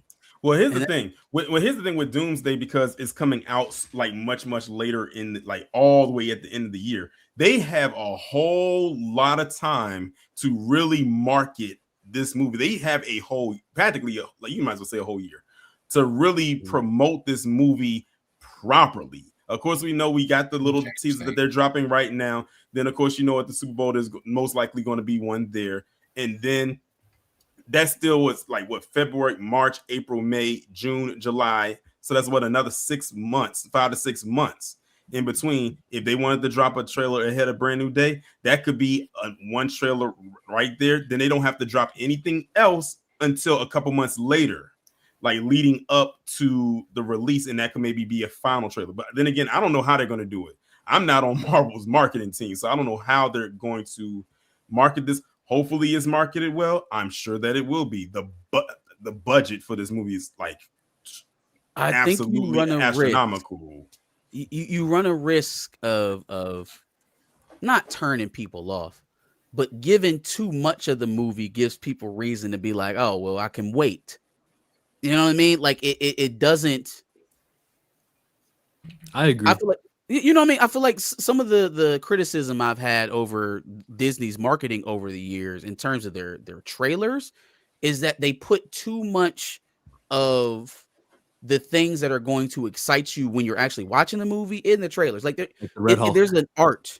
There's an art to creating the trailer. You're supposed to get people excited about mundane things in the trailer so that when they finally get into the movie, you can show them the actual stuff that you took a lot of time to spend to put together. Well, we got to see the movie to know if what they showed us was mundane or not. That's fact. I mean, that is. Also, I already conceded that some of this stuff in the teasers early probably isn't in the movie, and I understand that. But we talking about 3 more trailers to come out. And also, like someone said, I forgot about Comic-Con too. That's Comic-Con, CinemaCon, Super Bowl, and Brand New Day. So 4 more times. Well, see, the thing is, when it comes to Comic-Con, that Comic-Con is going to be in the same month as Brand New Day. So I don't know. Okay, so that's one. That's one drop. So that might be one. Or what they might do is at Comic-Con, they might show a whole different thing than what they show ahead of Brand New Day. It might be a trailer we don't see. That the people who are there are going to see. With it coming out this year, Comic-Con is in the summer. That's the one that's in July? In July, yeah. Okay, start teasing Secret Wars. Whatever you can tease for Battle World at that point. Obviously, you've shown us some of what is to come. You've shown some even minuscule part of an incursion by now, right? If we've shown 2 more trailers, we've gotten what the main conflict is and what the duress is. We've seen it by now. Okay, so now start showing us a little bit of what is to come. You don't have to totally reveal it, but we know that there's going to be a mashing of worlds of some sort. You can do that at Hall H. Don't oversaturate the marketing of Doomsday, though. Phase 7 announced. Tell us what's coming out after Doomsday. Black Panther stuff. Doctor Strange 3. The post multiversal saga, the mutant saga. I think it's calling it the mutant saga. That'd be different because Endgame came in April 2019, and then July Comic-Con was when they said, "Here's Phase 4." They wouldn't give you Phase 7. Things after Secret Wars, they wouldn't tell you about it. It's not a pattern they follow. What else would they do at Hall H though? Then because Doomsday. You skip, so your whole entire Hall H panel is consumed with Doomsday after you've been marketing it to us for this entire time. I'm like, how are we not giving up too much at this point? I'd remind you, Marvel Studios is doing like 5 other things we don't care about the next year, but Doomsday is just the one that we do care about. Or they might, because with Comic-Con and it being released so close to Brand New Day, they probably gonna have something exclusive with Brand New Day there, even though it's about to come out. They might just have something for the people that's there. Has Sony ever done that? Has Sony ever done a Hall H deal? And the only reason I'm saying this is because we just know Ryan Coogler just did an interview where he asked for Kraven and they told him fuck no. So is Sony gonna play ball like that with Marvel? We're already giving you Spider-Man. We don't have to do shit else. We don't got to show up at your little cons and have him dance around. We don't got to do that. We know people are going to come to see our movie for Spider-Man. We've got the billions to prove it. I mean, it behooves them. No, it does help. Yeah, they're gonna make more if people are excited and he engages. Oh no, they can keep. They can keep. They can keep. If there is a Morbius 2 and Madam Web 2, they can keep both of those. Good Lord, God damn it! Both of those. The fact that they're working on anything other than a Spider-Man movie or something related to Miles Morales still blows my mind. Still blows my mind. There's 2 things in that studio that make money: Miles Morales and Peter Parker. And they Spider-Man, because Spider-Man is always gonna make money no matter what. Well, and they let Kevin Feige drive the boat on one of them, and then the other one they just kind of pushed to the backside like they ain't never made him no money. And it's such a shame because it's funny you bring up Miles Morales because we should have been wrapped up that trilogy. We should be talking about how they're going to introduce a live action Miles in this Miles Morales. Yeah, that's what we should be talking about. Pascal answered that though. She said we are not discussing, and I think I'm not speaking verbatim here. We are not discussing Miles until we wrap up what we're currently doing with Miles. She's an idiot for that. That's dumb. That's first of all, even if you took that stance, you leave people on the edge wondering whether or not he's going to come out. You don't confirm. No. We haven't started anything with old Miles. No, we're going to wrap up. Okay, so then how are you growing interest in that property then? Delaying the rest of the animated saga, telling people they gotta wait till the end of the decade to get a live action. Like, who taught you how to do this? Like, what? Talk too much. Talk too much. Lauren says it took longer because of the animation strike. I feel like they caught a couple of delays after the strike was well over. But I mean, if it's still from the strikes from what was that, like 2021, 2022? 2023. 23. Hold on. Whatever year Barbie and Oppenheimer came out, that's 2023. Like that was years ago, man. I don't want to hear that a film has to be Hmm. delayed till 2027 or 2028 because of the writer strike or the VFX guy strikes. It was years ago now. Shamik still didn't move on. Now on the Wakandans trailer, there were some people that were buzzing on Twitter and on Andre Ware's, because Andre shared, you know, he quote retweeted it and said he wasn't interested. T'Challa, recast T'Challa, all that kind of stuff. People were going at him. I have stayed out of that. There's people I go at, but I've stayed out. But I have seen them on there saying, you know, bringing back up Suri this, Suri that, you know, and I guess maybe they were just waiting, because one thing I had said was the Suri people have been gone for a long time, but they are back. They're not back out now. They are like, oh, they're like, yeah, sir, you know, where's the respect, all this kind of stuff. And to the person that was saying, when the one thing I did say when they were like, when I said, did you watch? To the person that says like Suri or whatever the whole argument was, she basically said in the damn trailer, yeah, M'Baku has his duties and I've got mine. They don't cross. So she basically already told you, like she said, like we were trying to get at, like she said in For Never, she gave up those duties of being Queen and Panther together. She didn't even really want to be Panther.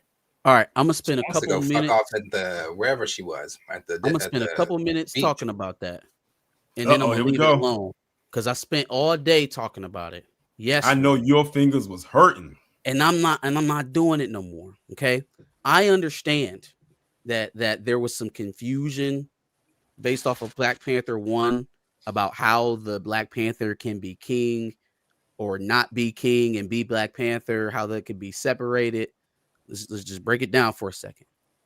There is a royal family in Wakanda that has ruled there for centuries, right? And so at Warrior Falls in Black Panther 1, when all the other families stood down, they were acknowledging and respecting the line of succession. It was only the Jabari who wanted to challenge, not just for to be the king of Wakanda, but to be the protector. If M'Baku would have won that fight, there wouldn't have been any more Black Panther. The Jabari would have ruled Wakanda, and it would have taken on a representation of a gorilla, the gorilla god that they pray to. There would be no more Black Panther. So when you sitting up here talking about, oh well, no, they can split it up because it was split up between T'Chaka and T'Challa. They were part of a royal family. When T'Chaka could no longer wear the suit and do the duties of the Black Panther, he put it on his son. That's why M'Baku challenged T'Challa, and he never popped out and challenged his daddy. Did T'Challa challenge his daddy to get the Black Panther suit? Of course not. He's next in line. So now when I apply that to Wakanda Forever, and I see, okay, obviously with everybody else being wiped out, Ramonda, T'Challa, everybody's gone. Shuri's next up, right? So if Shuri doesn't compete, right? And I get it. She abjected. She went to go fuck around with Nakia in Haiti. She had other shit to do. That's how it was written, folks. That doesn't mean it lines up with how this shit is supposed to go. Has somebody in there talking about, oh, so you mean just because Eric Killmonger isn't T'Challa's cousin, it doesn't apply in the MCU? Fam, They gave that man a whole made-up daddy. His father is literally not part of the family tree. Stop quoting movies to me when we talking about comic book stuff. Jobu. You cannot keep his own father safe. What do you say to Shuri? Shuri is she scoffs at tradition, he said. And our technological advancements are overseen by a child who scoffs at tradition. If you could trade Winston Duke for Nicki Minaj, would you do it? In a heartbeat.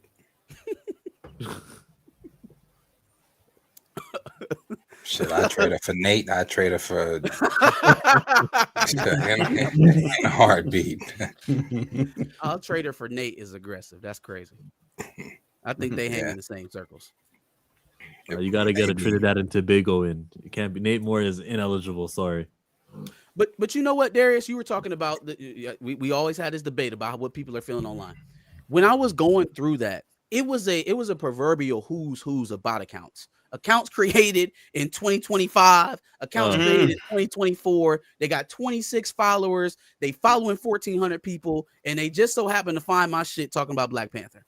I am not looking at that type of energy and being like, oh shit, man. Look, well, I guess we're sunk. We got to let it go. You know what I mean? Like, there's too much fake engagement on these apps for that me app. That app. Well, let's be real here. That app in particular. That app in particular. For me to truthfully be like, oh, well, that's where the audience is at. Because so often it doesn't line up. It just doesn't. And what we've seen out of Marvel's box office is a lot of this. Every now and again we get one of those and a lot of that. So I'm trying to get in the middle of genuine interest behind the X-Men trailer, but also knowing what the cold hard truth of it is that Marvel Studios, the MCU, has not produced a knockout film in some time, right? The ones that we lean on for examples of how they're gonna make this money came from Fox and came from Sony. So it feels like they got a lot on their plate. They got a lot planned for this year to get the movie bumped up. I already feel like I know what their best course of action is. We'll see if they actually get it done that way. I was on another live right before I came onto this one. Do you know that all of the billion-dollar films that came out last year were non-comic book movies? Zootopia, all of them. Zootopia 2, Avatar, Nisa 2. And I feel like it's and Lilo and Stitch. And Minecraft did 900 million. Yeah, it got close. It was like 50-something million short, but it got close. But all the billion-dollar movies that came out last year were non-comic book movies. Now, when the something MCU also interesting about billion-dollar movies, I also changed the subject to a John Campea video. So you go first, Marcus. I was just gonna say, when the MCU is lagging behind Disney animation and Disney live action creations, you know we're in some scary territory at that point. And James Cameron made history. He is the first director in history to have $4 billion films consecutively. Yep, Titanic, Avatar, Way of Water, and Fire and Ash. Claimed. All made $1 billion. James Cameron. I'm from the same province. So is John Campea. Let's play this video. It's relevant to box office. IMAX. As according to a new story in Deadline, IMAX had its all-time greatest box office year ever with, I believe, $1.28 billion just in IMAX theaters. To put that in perspective, the overall box office for 2025 was about 8.6, I think, 8.3, 8.4, 8.5, 8.6, somewhere in there. You're talking about IMAX, which has what? 5% of the screens?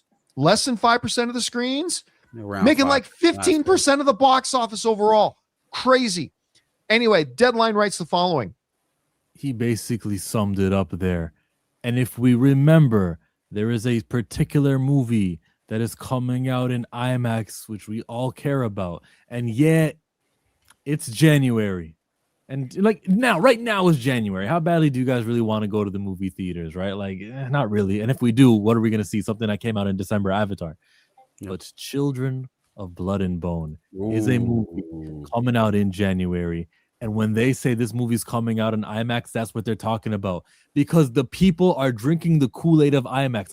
Overall, the industry is poor. But for some reason, we're making more money in IMAX this year than we did last year, and we project that it'll happen again because that premium, that person who's seeking the movie theater, they're not full of it. They really are seeking the movie theater, IMAX, best seat. They're drinking the Kool-Aid, and that's why we got to be behind this Children of Blood and Bone.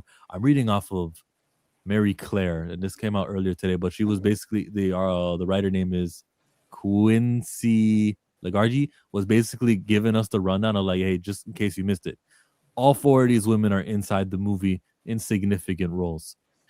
After you just like, yeah, I was reading this last super chat. He was like, "This is the cast." That's some of the cast. It's way more in the cast than It's just so many, the man. 4 people. It's a lot. It's a lot. It's pretty stacked. It's a pretty big cast. yeah, it's a huge cast. Your speculation, Children of Blood and Bone is finally set to debut. Hollywood's next blockbuster YA novel inspired by Western African mythology. Adeyemi's full Legacy of Orisha trilogy has sold 3 million copies worldwide, spent over 120 weeks in the bestseller list.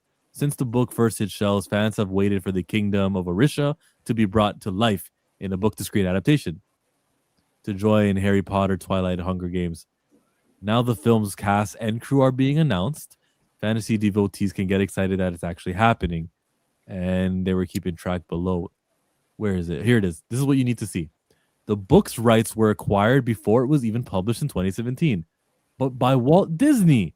And the acquisition of 20th Century Fox led to those rights to expire. Eventually, a highly competitive bidding war ensued. Do you know that it's specifically Lucasfilm who did have the rights? And they just didn't use the movie and they lost their rights. If Lucasfilm would have been in production and things would have happened, nothing would have expired. This is all Kathleen Kennedy's fault. Just another reason to hate her. Since then, the studio has prioritized the project as one of its next major franchises. That's Paramount. Alas, you can expect fans to be seated come early 2027. We have 52 weeks until this movie comes out. Who's helming Children of Blood and Bone? We know Gina Prince by the Wood. How do you say that one? Blythewood. I think that was a typo. It's supposed to be Blythewood. Blythewood, yep. Blythewood, the renowned filmmaker behind Woman King, The Old Guard, Beyond the Lights, and Love and Basketball. Beyond the Lights was such a good movie. Oh my god, that movie was so good. Yup. And have no fear, book fans. Prince Blythewood co-wrote the screenplay with the author Tomi Adeyemi. The best-selling writer also serves as an executive producer. I don't think I've ever had that expressed that they co-wrote it. I knew she was working with her, but knowing that they co-wrote it makes me not worried about things going awry. Like, she's really, really involved. She's what J.K. Rowling is, involved with this. Yeah, it's like J.K. or J.J. or excuse me, what's the dude? Game of Thrones guy. George R. Martin. George R. Martin. Yeah, it's that level of inclusion into the story, right? They're really taking her insight and then implanting it into the DNA of the movie. That type of stuff signals to a fan base that they're going to get a real adaptation, right? That they're going to get something that is true to the spirit of the thing that they were already supporting. If we follow them on Instagram, we can see they've been loving filming this movie, which it already did shoot in the summer of 2025. They were doing it. Oh, Tosin Cole, that's the dude from Supercell, right? The main character on that. Supercell. Damn, I forget. I'm ready for the next season of that. Hey, so they were saying, I think the villain in Supercell, the guy with the teeth, I think they let it go that he was supposed to come back. It didn't look like he was about to come back, but now he got his whole legal thing set up, so now he definitely not coming back. Yeah. That's a wrap on production, she wrote in the caption. 74 days, 2 countries, and 2 islands, a passionate and dedicated crew, and an extraordinary cast who gave everything, and the journey has just begun. I think it's Cape Town that they filmed in, right? Anyways, this is a movie I'm amped for, and I think I'm going to keep bringing it up anytime there's a chance to. They actually brought up a good point in the chat about this franchise being under Paramount, and that's the part I will be worried about, because that Ellison, they've been trying to get that Netflix deal, but they said no, they trying to get that Warner Brothers deal, but Warner Brothers, we are not going with you, we are going with Netflix. Leave us the hell alone. Like, they trying to get that Netflix, that Warner Brothers so bad, but they not budging. So if not that evil racist, which evil racist? Like, they're all bad. No, with Ellison, I think it's more so of the direction that he was looking to move the content. The reason why I feel like at least this iteration of Children in Blood and Bone is safe is because first of all, it was by the time that Ellison actually got in as the new CEO over there at Paramount. Excuse me, this was probably already along. They had probably already casted, started shooting and stuff like that. Like it I don't know if the influence will be felt as much on this one as maybe a sequel, right? This may just end up being one of the movies that they didn't expect to perform, that performs in spite of a lack of promotion or a lack of attention and care. A January release. Exactly. So now we'll have to look now to whatever spins out of that. Do they get a television show? How do they market the sequel? Right? Do they actually show like this is a value to them as an IP as opposed to something that the old regime okayed? And it's coming out MLK weekend too. That wasn't lost on me either. Yeah, but I think positive about this movie, man. First of all, it is something that we are all calling for. Like, not just everybody on this panel, but most of the folks in this chat right now. This is what we talk about. We want. Right. If we can't support this one, we don't deserve shit. So valid. I'm really, I plan on going to bat for the movie. I plan on going to see it a couple of times just to get a good feel for it. I want to give a really thought out, maybe even do a video essay on it. But we should all be supporting this movie, man, because it has enemies within its own house. So is this movie one of is it the soonest kind of you got to support it or else movie? Because what else is there that's big budget that is like, we have to shut up if we don't support this one? Like, Sinners happened. I definitely can support that one in April of last year. But like how many chances do we really have to vote with the dollar for major productions, like for $100 million budgets? Once or twice a year? Well, I know for a fact one thing that most of us pretty much are all going to support when April comes around. What? And that's the MJ biopic. Oh yeah, that's gonna be huge. That's gonna be like a huge global success. Like, they already predicting this movie's going to cross $1 billion. Probably going to be one of the biggest financial biopics ever made. And I'm not worried about it. That's one of those movies. That's one of the movies you don't really have to worry about, because you can pretty much is in the hands of Antoine Fuqua. He rarely ever, if ever, misses with the movies he makes. So like, it's one of those things where you don't have to really worry about it. It's going to do what it does. But I can see, because this movie right here, while it is and it has a pretty stacked cast, it is off of an IP that some people may not be too familiar with. People probably have heard of it, but it's one of those things where it's like, okay, when they start the promotion for this is going to have to go very, very, very well. And you're going to have to talk about the IMAX factor. Yeah. Because you need that extra $5 from each movie ticket, just like Avatars and Sinners benefited from. Remember when Bad Boys for Life, which was the third Bad Boys movie, came out in January, and people was like, oh my God, I can't believe, why would they release Bad Boys in January? And I was one of those people, because I'm like, that's a summer movie. Good thing they released it in January, because it came. It's a good thing they did, because they came out in 2020. Because if they did in the summer, it wasn't coming out because the pandemic hit. So we would so it actually worked in its favor, but it actually worked because that actually became the franchise's highest grossing movie in January. And usually January is always typically seen as the dump month, like the spillover month of movies that people don't really go see like that. But to have a movie like that, it's the third in the franchise. It's been years since this gap of that one in the sequel. You have two, black co-leads come back together, and it does what it does in January. That was the part right there that really got me. So I was like, oh, so it could actually work. Look at last year. Keke Palmer and SZA, when they came out with just one of those days. That came out, and it blew away expectations. So You know what it's telling me? That January movies can work. You just got to have black leads there. Ooh, dangerous. That's the vibe that I'm getting. I'm just putting it out there. I'm just the messenger. February, Schmebuary. It's January. Is it really coming on Martin Luther King weekend? Yeah, January 15th. That's MLK birthday weekend. The 15th. Mm-hmm. So speaking of, Lucasfilm dropping the ball, who dropped the ball on that? Who's the executive that let Children of the Blood and Bone get away? Like who does that? Was Kathleen Kennedy there at that time? I think it was KK. Kennedy. I just mailed him to my marketing by adding SMS. This ad should not be playing right now. Marcus, don't ever tee up a topic before I prepare the videos again. Hey, chill. And for some fans, this is going to be like the best news ever. For others, it might not be what you expect. So what is the update? There is a lightsaber fight on water that was filmed by Tom Cruise. Let me repeat that. Tom Cruise filmed a Star Wars scene. He didn't do much, he didn't choreograph it, but one day when he happened to be in London, he joined the set and expressed to Levy that he wanted to watch, and then he offered to hold the camera. Originally, Sean Levy says he meant it as a joke, but, and here's the quote, Cruise, wading into the muddy pond, held the camera like a pro. Yeah, so now when you see the movie, Levy said, you'll know which parts were shot by Tom. How cool is that? So for those who assume... What a guy. Tom First Cruise. of all, he's about to earn that Oscar this topic. weekend. This is Star Wars news?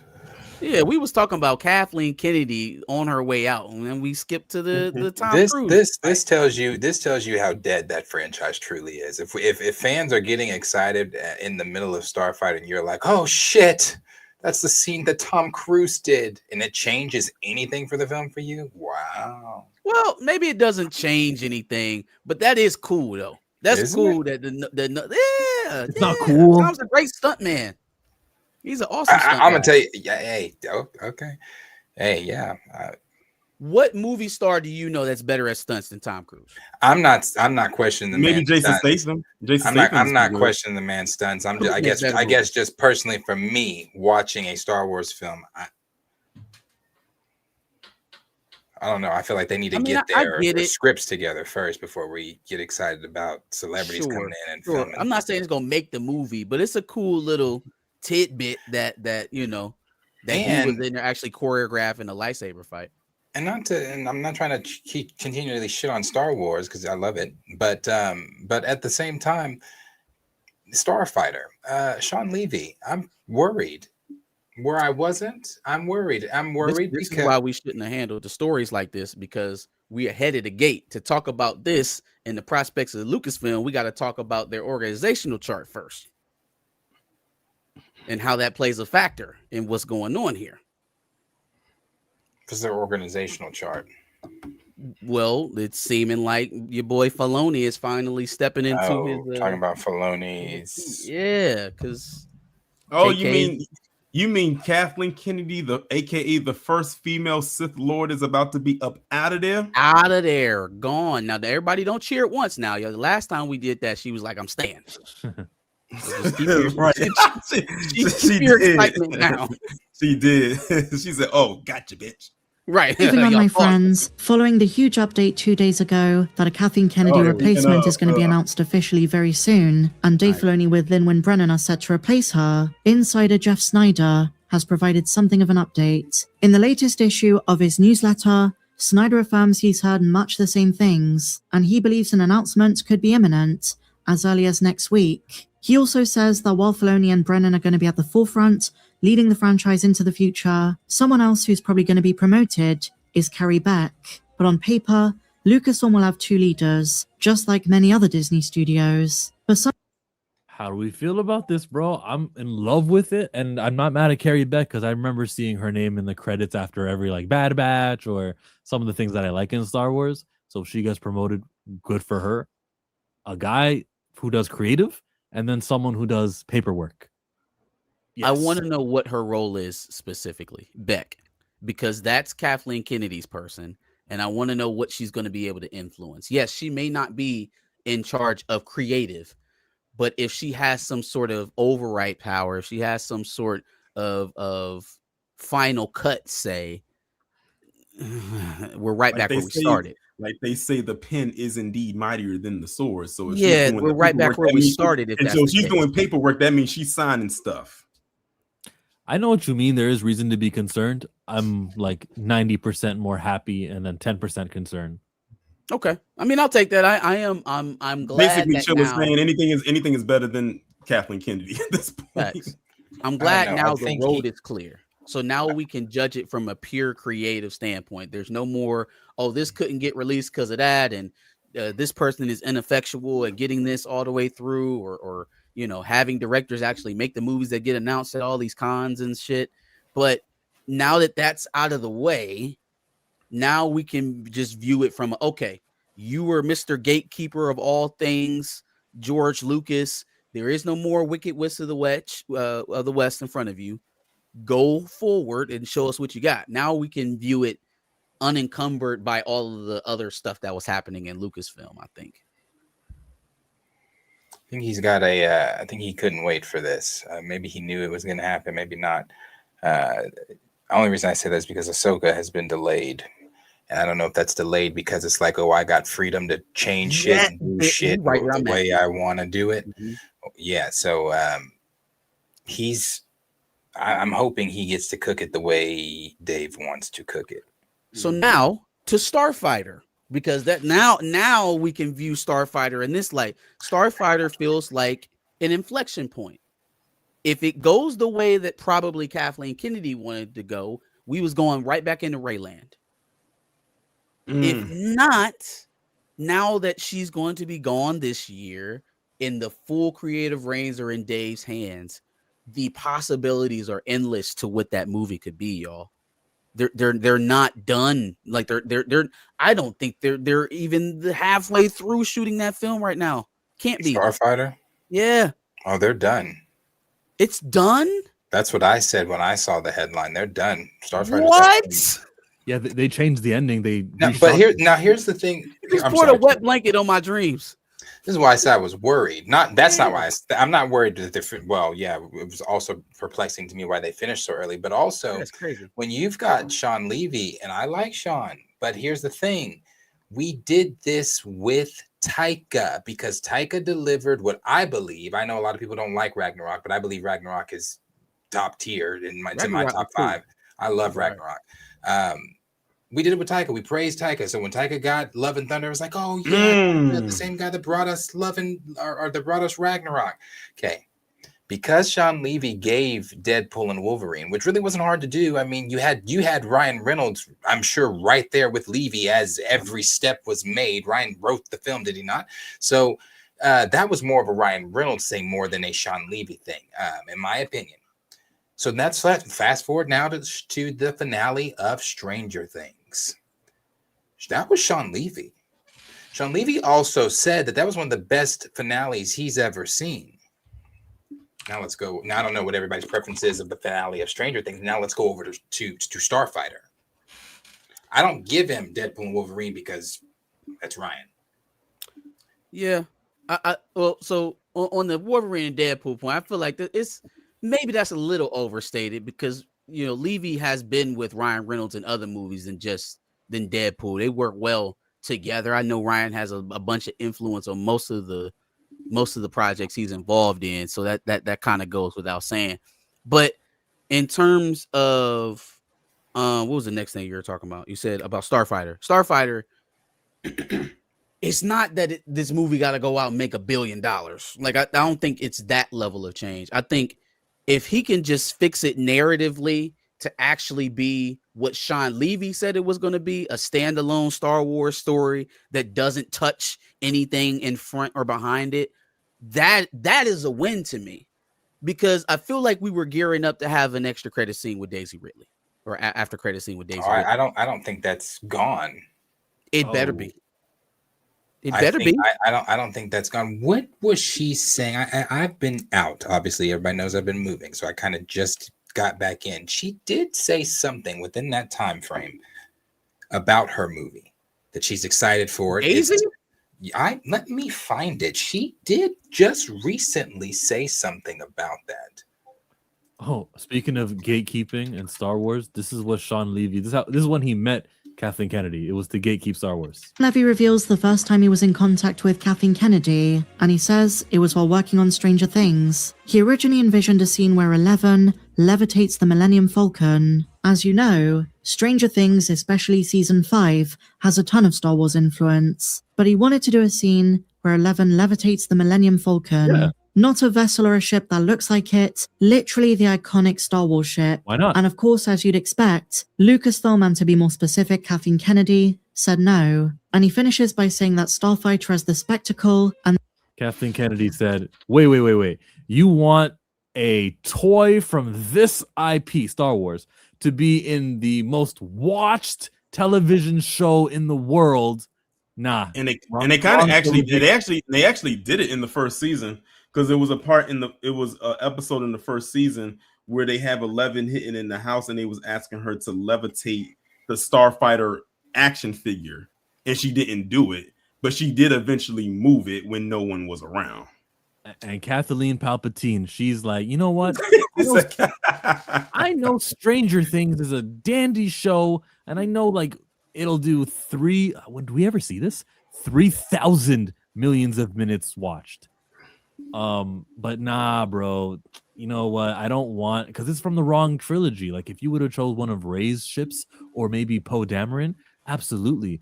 But that Millennium Falco, we don't use the Millennium Falco. It doesn't matter. And she didn't want to have it there, and it is due. So next week she's leaving. By the next time we talk here on the stream, Kathleen Palpatine will no longer be in charge, and she's not going to return. And she's 72.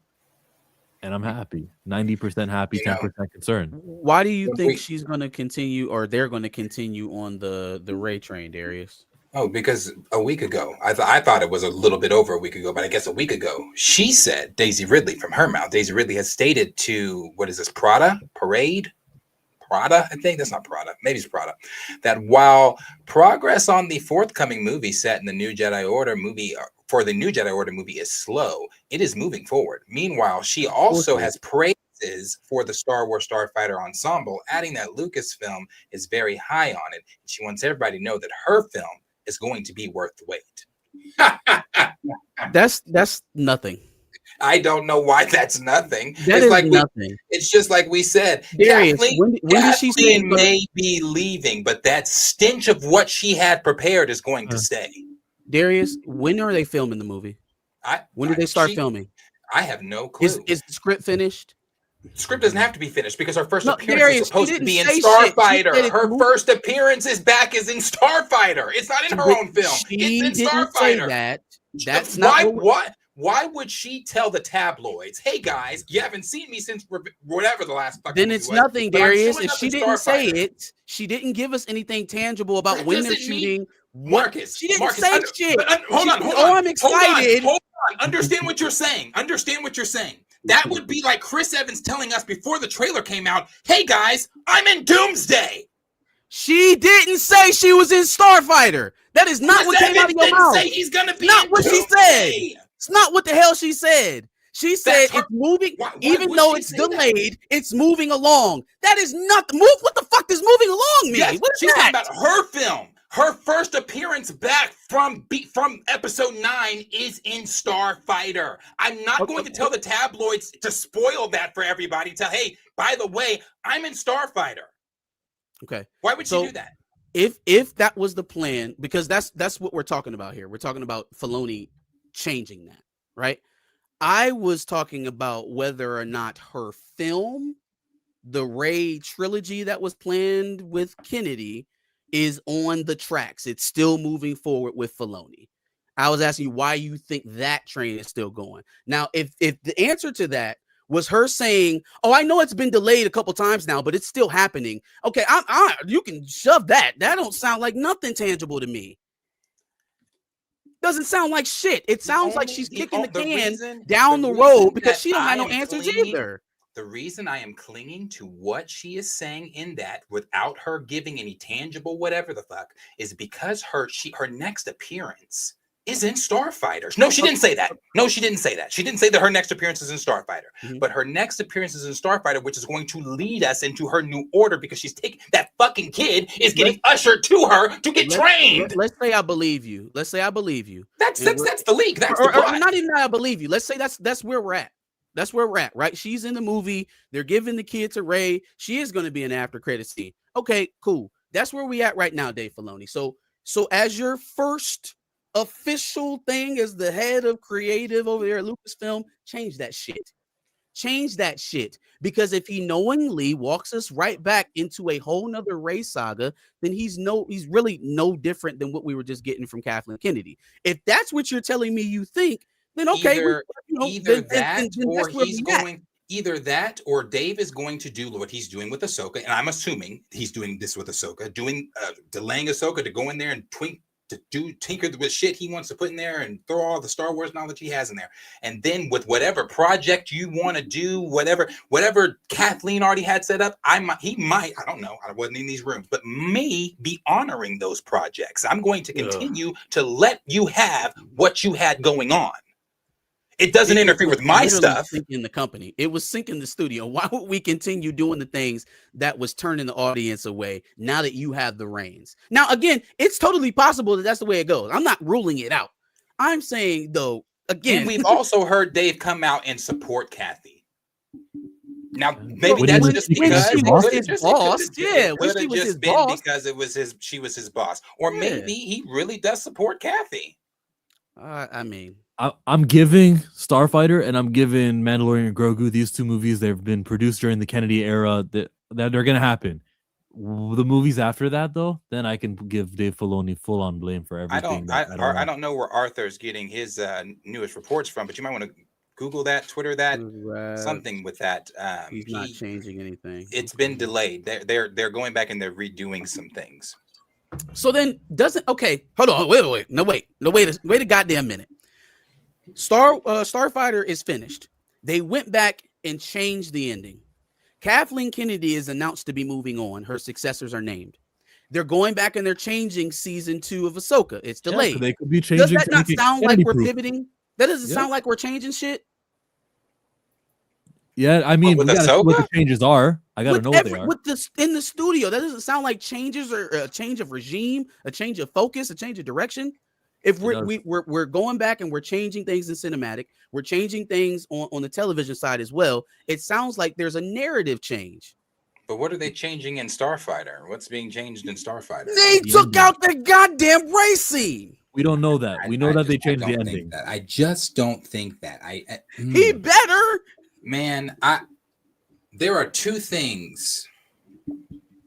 Well, that's one of the main ones, I guess. You gotta get that shit up out of here. But I know that's what a lot of Star Wars, and I haven't said anything about it. I haven't retweeted it.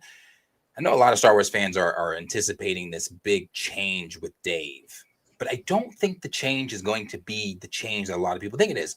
I think the change is going to be like, I could be wrong. I'm going to do my thing, my projects, because I got told even on Clone Wars, the reason Clone Wars season 6 is the way the half-ass shit that it is because I got told, no. That's too much. Pull back. We're not doing all that. So maybe, and then when he got season 7, he didn't get to do everything he wanted to do, but he got to go in there and add some of the shit he wanted to do that he had originally planned. So maybe it's one of those things where I'm going to play my shit. I'm going to play with my toys. You play with your toys, and we'll see where this whole thing lands. Kathy, you had your shit already planned. You want to throw Rey in Starfighter? Go for it. I'm doing some shit over here with Abeloth and Ahsoka. I'm not worried about Rey and Starfighter and whoever the fuck these new characters are. So does it end up being kind of like Henry Cavill and Black Adam? Like it doesn't go anywhere even if she is in Starfighter? I don't see Dave Filoni greenlighting another trilogy with Daisy, really. I don't. And if he does, let me find this for Arthur. Then I'll hang it up.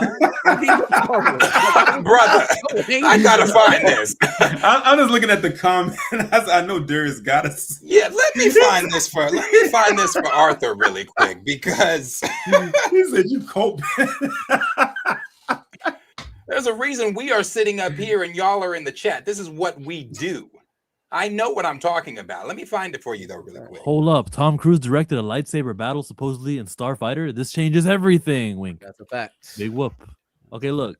I know it doesn't change everything. I still think it's a fun factoid that during that scene when they're in the muddy waters, Tom Cruise was holding the leg. He's that big of a Star Wars fan. If I was a big Star Wars fan, I was allowed on set and I was allowed to interact that way, that'd be really cool.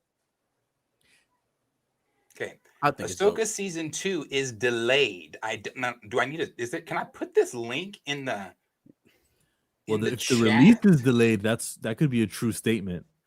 But as Star Wars Meg says in the update, during the UK Disney release schedule, they do say 2026. Do you want? Do I give this in the private? I just want to know because I've been told I'm coping. I've been told it's. I just want to know where I put this. Where do I drop this link? Where do I drop this? This was 2 days ago. 2 days ago. Yeah, man. It sounds like to me that he finally got the big chair, and he's like, "Bet, all right, call the guys over at Ahsoka. We got some shit to change." Steve, delete that whole fucking scene, or not Steve. Sean, delete that whole fucking scene with Daisy. Don't tell her, but delete it. All right. Next up, Abeloth. Ideas. Let's go. That's what I imagine happened the day that he heard he was getting Kathleen Kennedy's job. And if it was anything less than that, I'm severely disappointed. For sure. For sure. Chill is in the private chat. You can pull it up. What am I pulling up? The article from the Direct about Ahsoka being delayed.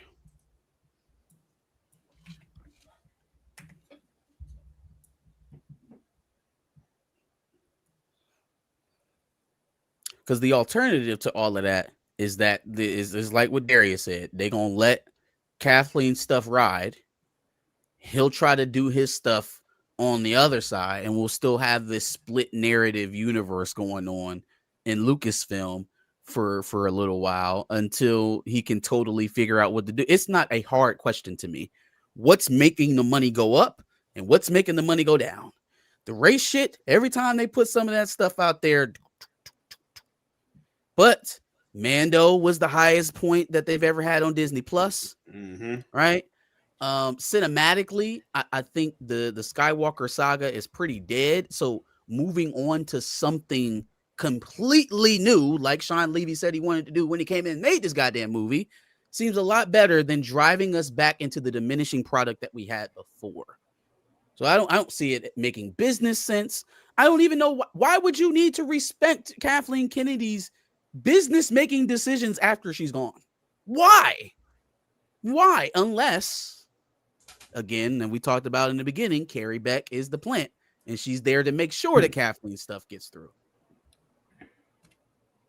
The vessel. Well, that's why when I haven't said anything on it. I don't really speak on Star Wars anymore. I'm very excited for the Maul series. Very excited. Cannot wait for it. But that's where my excitement stops. I mean, Ahsoka season 2, of course, too. But my excitement stops at those two. I don't know what Mando and Grogu is going to do for anything in the fandom or anybody or their box office. And that's what you really need to work on is that movie. Yeah. And that's why when Chill said Carrie Beck and was like, oh, I've seen her name at the end of Clone Wars things. And, hey, brother, Carrie Beck is not an ally. she is not an ally. Carrie Beck is one of the sycophants over there with Kathy. It's like if Kathy's Trump, she's JD. It's you cut off one head, two more will come. So she's gonna be hovering over Dave, I'm sure, because Dave is he higher than her, or are they the same position? I don't. They didn't specifically name Carrie Beck's position. On the website, she right now is lower than he is. Okay. And then when the news thing comes out, they're going to say that he's a president and someone else. Lennon Brennan is the other president.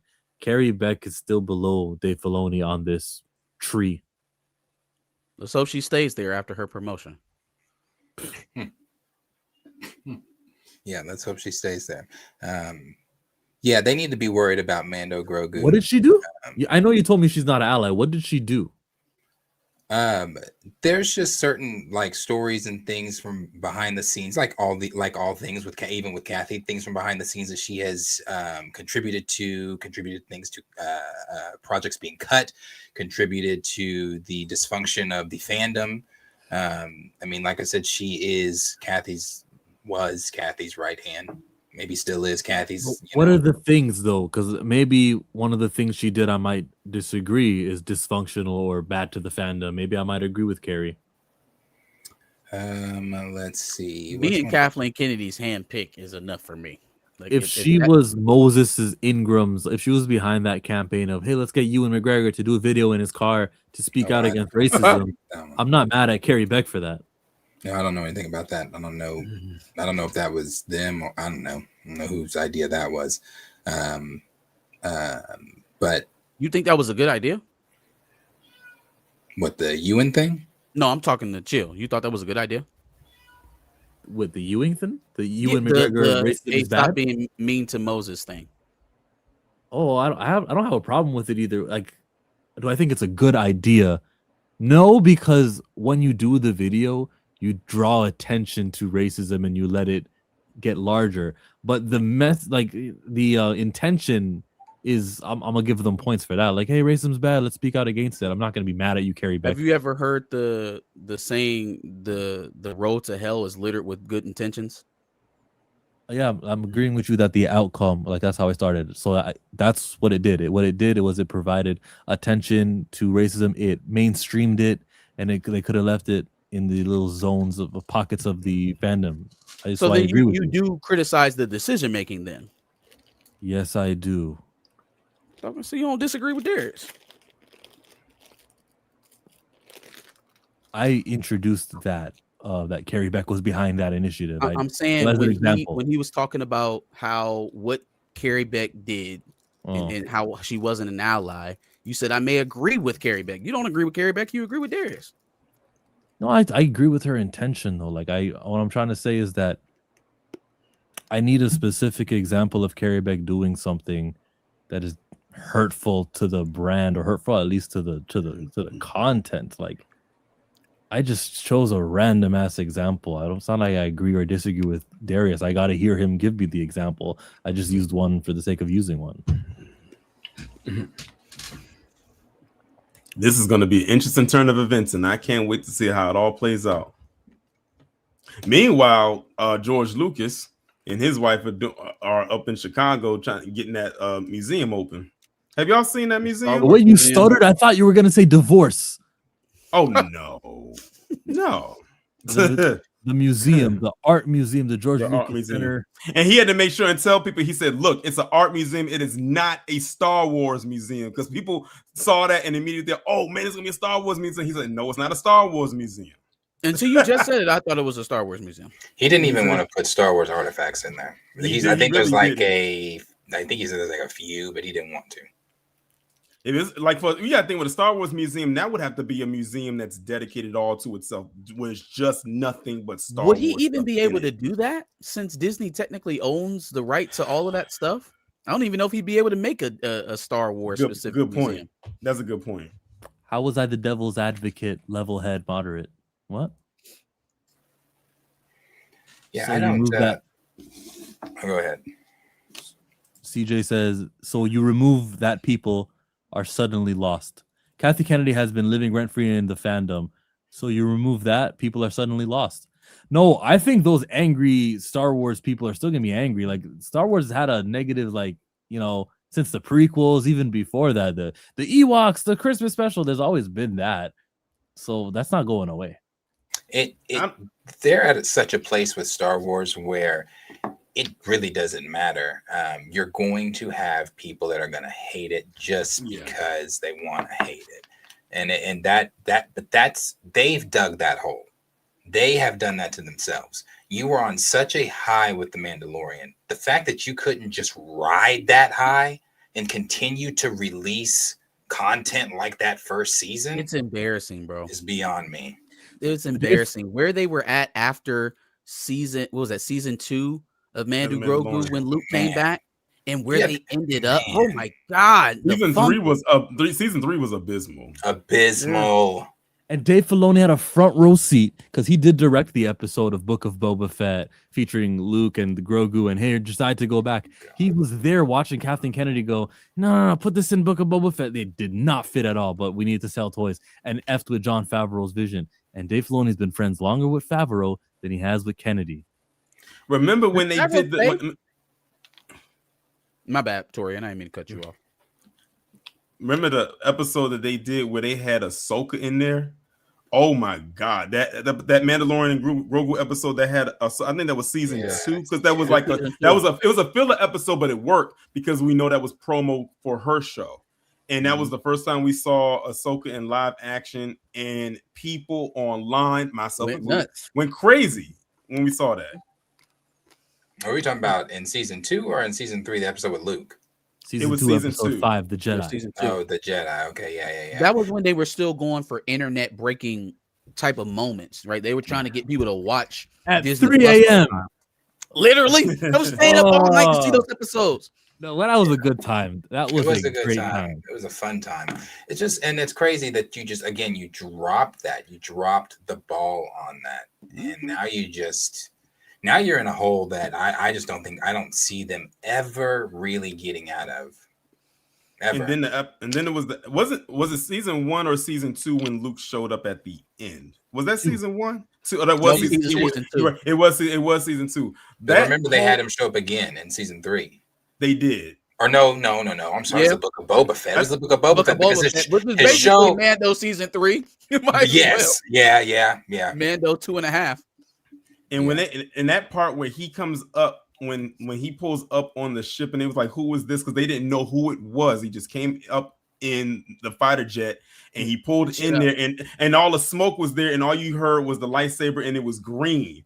When I tell you, that was every reactor's wet dream right there. Every Star Wars fan went crazy with that part. Even people who were casual fans of Star Wars who probably didn't know the lore, but they knew that Skywalker name. When that lightsaber was pushed out in the smoke, and he's fighting in the smoke. I'm like, that whole scene was nice. That is honestly, like you said, that's the formula they should have kept. It did. It was literally. It reminded me of Vader, and I was like, "Oh, okay, we see what you're doing. You got a father-son thing going there." So I see what y'all did there. It brought the excitement because it's like, the same thing we are cry about with Black Panther. You brought the franchise's main character back, and you showed him the respect that people have been. I'm telling you, if Lucasfilm tomorrow announced that they're doing some type of and seriously announced, not like, oh, we're doing this, and 2 weeks later, psych, no, we're not. We're giving you some anime bullshit, what if stuff. If they announce tomorrow they're doing a Luke Skywalker project, the fandom might just be like, okay, okay, gotta do one more chance. One more chance. Mark Hamill has done voice work before. He can voice Luke Skywalker somewhere between Return of the Jedi and between what's it called, Force Awakens. What was Luke up to? You can do some animated show there and make everyone happy. It won't happen with Kennedy because, as we just saw, Sean Livy asked, "Can I use the Millennium Falcon in Stranger Things?" And she said, "Nah, bro, none of that stuff. I know 1980s, I get it. No, you can't use it." Okay, but I saw people on Twitter, and I agree.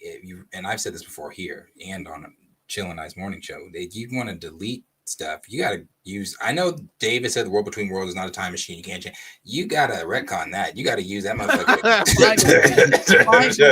to change shit, because if you really want the fandom, somewhat back, maybe go back, retcon it back to 6, and then do proper Skywalker, Luke, Leia their children, Han and Leia's kids. Do the proper stuff. Do it right, and you could do the Luke face that you used in Boba Fett, Book of Boba Fett. That's how you properly do an effect like that, because I really believe that was a real person. Yes, I really believe that was Mark Hamill. that was dope. That looked great. So yeah. So I asked y'all this earlier. Do you think that Favreau changes his mind? He sticks around a little bit longer? I think they've had the conversation, because I need you. I'm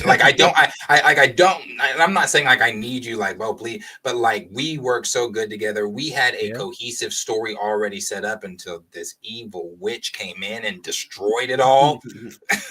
we had this whole thing. By now we should be seeing Grogu talking, doing flipping out his lightsaber with, I'm talking. Yeah. That's why season 4. Let's do it. Right, because honestly, since they are coming out with that Mando and Grogu movie, that's what I would have preferred to see from the Grogu character in this movie, is him using the lightsaber. I mean, what was the point of him going off with Luke at the end of season 2 to do his training, and he hasn't even done that yet? But see, Kathy didn't like that. She said, no, that doesn't sell merchandise. Him going off with Luke, we can't sell that. He's gone. He's not here. So she needs to be gone. It leaked, bro. And when it leaked, into a galaxy far, far away. When the original leaks that came out for that season 3 season 3, I think it was stuff. One of the leaks that came out said that he's going to be in some type of Iron Man type suit, Grogu. And I said, no, bullshit. No, he's not. And then when it happened, I said, oh, wow. It was a toy.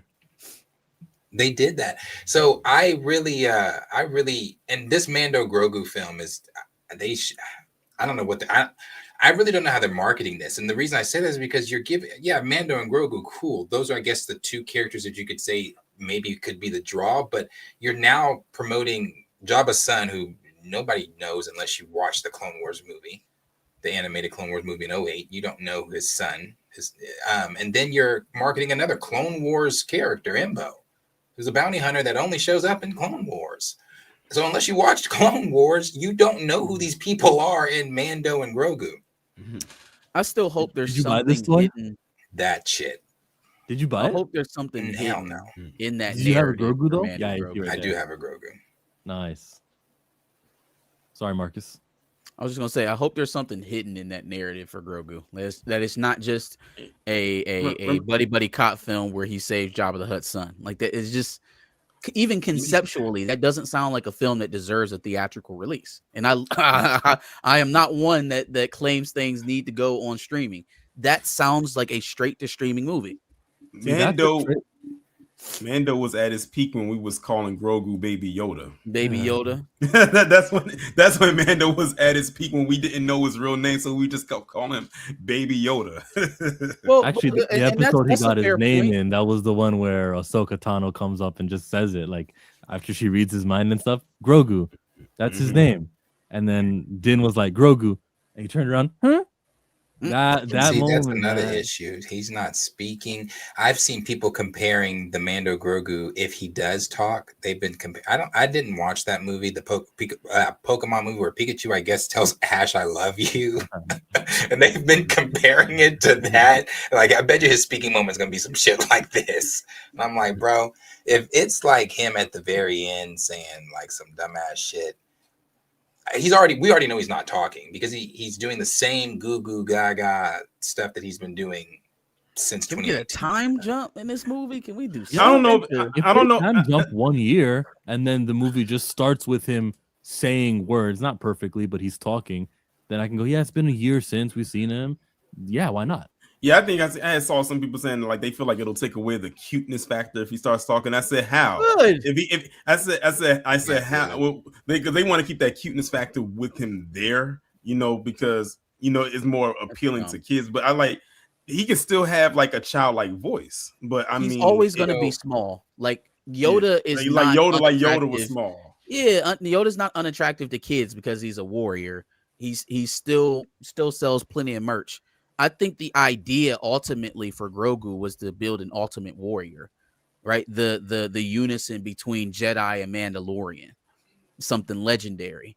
We can't do that if you're still changing his diapers. Like we got to move this along, man. And like you can still sell all the T-shirts and merchandise when he was Yeah. a baby. Doesn't mean that's going away. Groot still has baby Groot items selling out of everywhere, and when he's grown and he speaks now. He says, I am Groot. I love you guys. Yeah, I don't know. We'll see. I really don't expect Mando and Grogu to do anything at the box office. Honestly, I'm expecting 500 or below. Oh, that would be something though. That would be something because the budget was somewhere in the 100 millions, so 500 would be okay. And it's crazy because I think Mandalorian and Grogu, if I'm not mistaken, comes out the week after Mortal Kombat 2. Let me do one better. What did Solo make? I think it makes a little bit more than that. Yeah, Solo was like in the 380 or something like that. Was it Right. 4? My bad. That's where I'm putting it. I'm putting 393. I'm putting it in the fours with I'm putting it in the fours. I don't really see this, and maybe because of the Mando Grogu name, that might bring people. It will. What's gonna hurt it? I think what's gonna hurt Mando and Grogu is because of the stain it left in a lot of fans' mouths with the abysmal third season. I think if the third season actually landed the way that it should have, this movie probably would it wouldn't be that much concern for it. But what I think was gonna push this movie, if it gets a push, is it's gonna have to have a strong word of mouth from people who saw it and said that it was good. It's gonna need a great trailer and it'll have to get people to say the people who were kind of on the back burner about it will say, oh, so I've heard some people say it was good, the ratings was good. Okay, now let me go and see it for myself. I think that's what's gonna do it in. Is anyone here on the panel or in chat waiting to hear the movie was good and then you're gonna go and see Mando Grogu? Because I'm concerned. I think that is. I think that's what's gonna have to have a strong word of mouth thing where people said that it was good, and it's got to be a high majority count of people saying that it was good. Like I'm talking about like 85 and higher for people to say that it was good for them to say, okay, I'll go watch it. So now, I think a narrative MacGuffin would help them in that. Like it feels very mundane on what they're building up for that movie right now. So like I don't want to call it straight up bait and switch, but like hiding something underneath the superficial stuff that you've released about the film would help with that. And what that could be is what you were talking about. He's building up over there in Ahsoka land with Abeloth. Maybe he has some sort of overarching Abeloth villain that's in there that kind of connects that in Ahsoka season 2. It's got to be something. It's got to be something. This movie is dead in the water if it's centered around Jabba's son, and that's it. Yeah, that's what I was gonna say. With all that shit I just said, I won't be there first day, but maybe first weekend. I'll probably be there first weekend. And budget, and I was actually shocked that the budget for this movie was actually surprisingly low for a Star Wars type movie. That's because it was originally season 4. Yeah, they said it only cost like 166 million to make. So if the movie made about the movie made about $500 million, it already made back its budget. That's it. Yeah, thank you to John. It would be that would so it doesn't have to make that much really technically to become about. It doesn't need to make $1 billion. I will say. I guess when I say a success, let me get out the box office, and that's my fault because I even said somewhere between 4 whatever. It's not going to do any favors for the current state of the fandom. None. Jon Favreau is directing and wrote this movie. I'm not counting him out. I'm not counting John out either. I mean, again, we're forgetting. This was season 4. They just said, hey, let's make it a movie. So I'm not season counting 4, it out.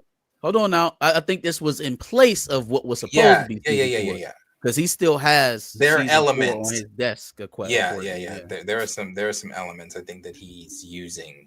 I think if they stick the landing with this, that means that they probably learned from their mistake with what happened with season 3. And I think they said, let's go ahead and release this as a movie. I guess maybe as a filler type of thing. That way it can lead us into, and I guess to say this is a test. if this movie does well, we'll release season 4. However, if it is not, we just gonna have to keep season 4 where it's at. Well, that feels like a setup, though. Feels like a setup. I thought they had said if this film does good, then they have 2 more sequels for this film, like going to theaters. Yeah. And so I guess if it makes 500, is that them saying, "Oh yeah, well we'll do 2 more in theaters"? Mm-hmm. Off 166 million, maybe. I mean, you could justify it as long as you keep a similar budget. Now, the thing is, you do 500 on 166. Well, the money people would be like, all right, we'll increase this to about 250. Now we expecting you to make 700, 800 million dollars. And so narratively, I guess it would still need something more than just a random Lethal Weapon episode with Star Wars characters. Well, I'm being that Star Wars is my favorite IP ever. I'm rooting for them. I want them to be able to come out of this whatever, but I don't know. When I'm thinking come out of this, and granted, yeah, Mando and Grogu were great title names in 2018 or whatever, but you need to. I'm not, and they proved that you don't have to swing a lightsaber to get views. But you need to get back to some force and some excitement. Get back to some familiarity. Yeah, you might be saying, "Oh, well, that's Starfighter." Okay. Because people love to see like that. That's why I brought up the Ahsoka episode, because that was up until that point the first time we saw a lightsaber anything in that show, and I think that's like, and then her character and how she wields those double lightsabers, and so people was very excited about that, and she became a fan favorite because of Clone Wars. So yeah, I completely understand. But the mall show, that should be great. That should be great. Anything the mall show. Yeah, they're animated. They typically hit on that animated side. Now I gotta ask you, Darius, because since you're like the Star Wars person, what did you think of the Acolyte? Oh, I hated that. Were you not here during those? I hated that. I must have missed it. No, I hated that. That was not my. Even the lightsaber battle in the Forest. I think that was probably the best part of the whole show. I thought the battle. Like, the Jedi's got slayed, or the last one. Yeah, the Jedi getting slayed. I didn't even watch the whip stuff. I thought the battle between him and X-23, that was great. Hers was her choreography. The choreography was great. Mm-hmm. It was quick. It wasn't this slow ass episode 4. They were moving. They were moving, and I liked it. We will not disrespect New Hope in here. Hey, I love A New Hope. The lightsaber battles don't get good till 5. They are. But what? They're not even good in 5. No. It's a little bit faster. It's so wait. Obi-Wan Vader. When Vader takes out Obi-Wan, that was a dog shit saber fight. Are you talking about? Okay. New Hope. Right. I don't have time to argue. It's already 12:30. I don't have time for this. Yeah, no, I didn't say it was a dog shit battle fight. I was talking to Chill over there shaking his head. Yeah, no. It's not one of my. No. It's not one of my favorites though. But they get faster in Empire. Him and Vader's fight is a lot faster in Empire. He doesn't. Oh man. For me, I do like Game of Thrones, but I'm not comparing a swords fight to a lightsaber. They may be the same thing. But we were shown an elevation of lightsaber fighting with Phantom Menace, and I will not regress from that. We were shown an elevation of lightsaber fighting with Phantom Menace. Only because of Maul and Ewan McGregor lightsaber, but the style that Qui-Gon deployed was nothing different from what we saw in Obi-Wan. Wait. The No, way the style, the way that Qui-Gon the- fought with his saber is the same But thing we got out of my Obi-Wan. thing is lightsaber fights have progressively gotten better and better and better.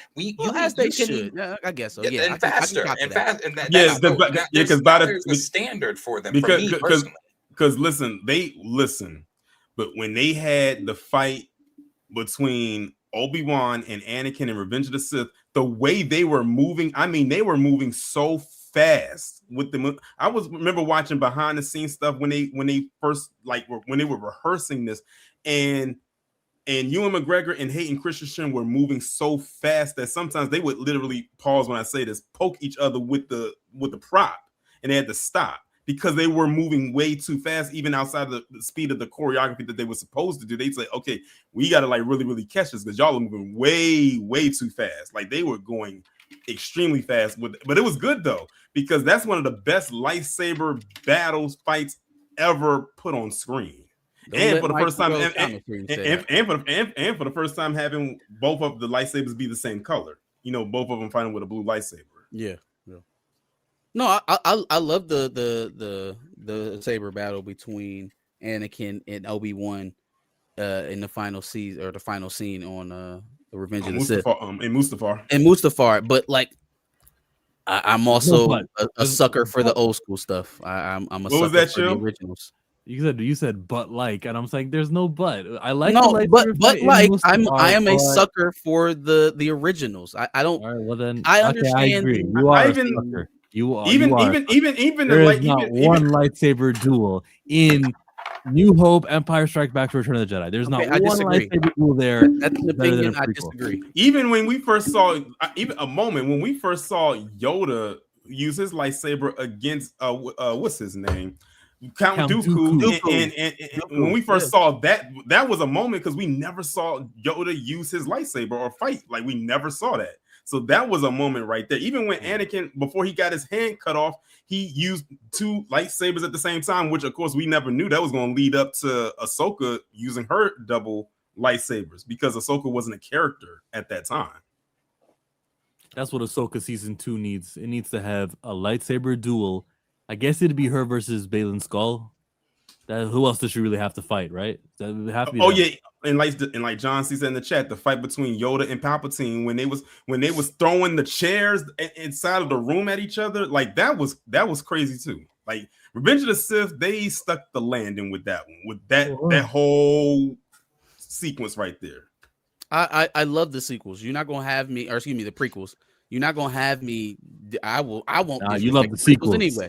No, I do not like the sequels. I love the prequels. I won't speak bad about them. There's still there was Anakin Vader 1, there was Obi-Wan Vader. Like those things had to happen for us to get to the stuff that y'all talking about. And Mace with the purple lightsaber. Who's that? Mace Windu? Yeah, Mace Windu with the purple lightsaber. Yeah. And Samuel Jackson requested that. He said, "I don't want my lightsaber to look like everybody else. I want mine to stand alone." He said, "Make mine purple," and it worked. That's the character I want in Star Wars. I did the math. He's gonna be 105 years old when Rey, Finn, and Poe face Palpatine again in Rise of Skywalker. He's 105 years old. Human beings live that long, and I'm just saying a Jedi could probably figure it out. There's less blood to go to because he's got an arm cut off, so he basically can live that long, and he could still be in that sequels era. And speaking of things that did piss me off about the sequel trilogy, they got rid of Snoke. They got rid of Snoke before we really got to know what his storyline was. I said that could have been a formidable villain right there. But that's the result of flip-flopping directors in the middle of it. That is why after the last, because they killed Snoke in the Last Jedi. After the Last Jedi, I was done. I was mad because I was like, y'all killed Snoke. I was so interested. Y'all present this figure to us like this threat. Over the course of the first movie, we keep hearing his name, we keep seeing him in the shadows and all types of stuff like that, and you show him in the second one, and only to kill him. It was the beginning of the end. It was literally the beginning of the end, from the killing of Snoke to the premature I guess character switch of Kylo Ren. The decision to go away from Abrams' idea of what to do with Luke and turn him into a fucking hermit. Literally, everything that went wrong with that series started in Last Jedi. And what they did with Finn. Did you say what they did with Finn? What they did with Finn. Okay, what they did with Finn. Because initially, like I think they said, didn't they say like George Lucas had a whole thing of what he wanted Finn to actually? Finn was going to be a Jedi. He was supposed that to be would have been Jedi. One that Finn's story would have been one of the best Star Wars stories since Luke Skywalker. A clone to be a Jedi, a force sensitive clone. Exactly, that was something that was never seen before that could have worked. And they like you said, they pivoted to some. I'm not trying to get into that. I never to this day I haven't watched The Rise of Skywalker. Don't plan on it. This is what. Hey, chill. If this is this that link I just sent? Yeah. Okay. Skip forward a little bit. This is what I mean when I say there's a standard now. This is animation. This is how hard they were going behind the scenes for fighting season 7's. It's going to be really Maul fighting. Amazing to play Darth Maul again. We've just been hitting it hard, you know, coming up with some new stuff. It's been really nice. We're trying to do as much as we can, you know, butterfly twists and flips and corkscrews. You know, that'll be fun. We get the speed of Maul. We get moves that are inherent to Rey. Ahsoka Tano. Where was Carrie Beck over there in the background? Was she sitting behind Dave Filoni? She gave her speech before they got started and they left. Okay. And by the way, in case y'all are unaware, Ray Park also played Toad in the first X-Men movie. Just in case you didn't know. In case you were wondering what gets struck, what happens to the Toad? Toad? That is Toad. Yeah, he played Toad. Yeah, that was him. He was Snake Eyes too in G.I. Joe. Oh, that was him underneath the suit. Mm-hmm. Interesting. Nice. Yeah, again, I'm not. I understand that 30, 40 plus years have passed since the first 3 films came out. The lightsaber fighting form that they're fighting is an actual form of martial arts now that didn't exist all the way back there, right? So of course it's more intricate. The cameras are better. They're doing more. None of that takes away from first being the first. No, it doesn't take away from it. It doesn't take away from it. But I would like, I personally want a Vader film where I get to see peak Vader, not where I'm watching old man Vader. But why do you even like Vader if not for those films? Like you can't, I love. Okay, don't get me wrong, I love it. But since those films, we've expanded on our knowledge of Vader. We've had comics, we've had books, we've had a comic of him standing in the middle of Tatooine, surrounded by thousands of rebels, and said, "All I see is dead men." I want that Vader. I don't want Vader that's I want that Vader. I want Vader that went down the hallway in Rogue One. I was getting ready to bring that up. I was getting ready to bring that up. That one scene in Rogue One was so perfectly done. That was a 10 out of 10 scene. Y'all are proving my point for me. Y'all proving my point for me. Rogue One was literally built off of a saga that we had already seen 30 years earlier. So the fact that you got to see a more intricate part of Rogue One is literally proving my point. Like we had to get the originals. The original is the only reason why you're longing for this new shit that you're talking about. Like that's great. I love the originals. Like every time somebody asks me what's your favorite, Episode 5, and then you ask me my next. It's the originals are not in comparison. What I'm saying is we've expanded on that. Now, if I only had episodes 4, 5, and 6, I wouldn't know any better. I'd be like, oh well, that's Vader. Maybe somewhere down the line I'd be talking and say, I wish we could have a more faster, but I wouldn't know any better. But I know better because I've seen better. I've seen Vader do more things. So I want to see him. I want to see him do more. Mm-hmm.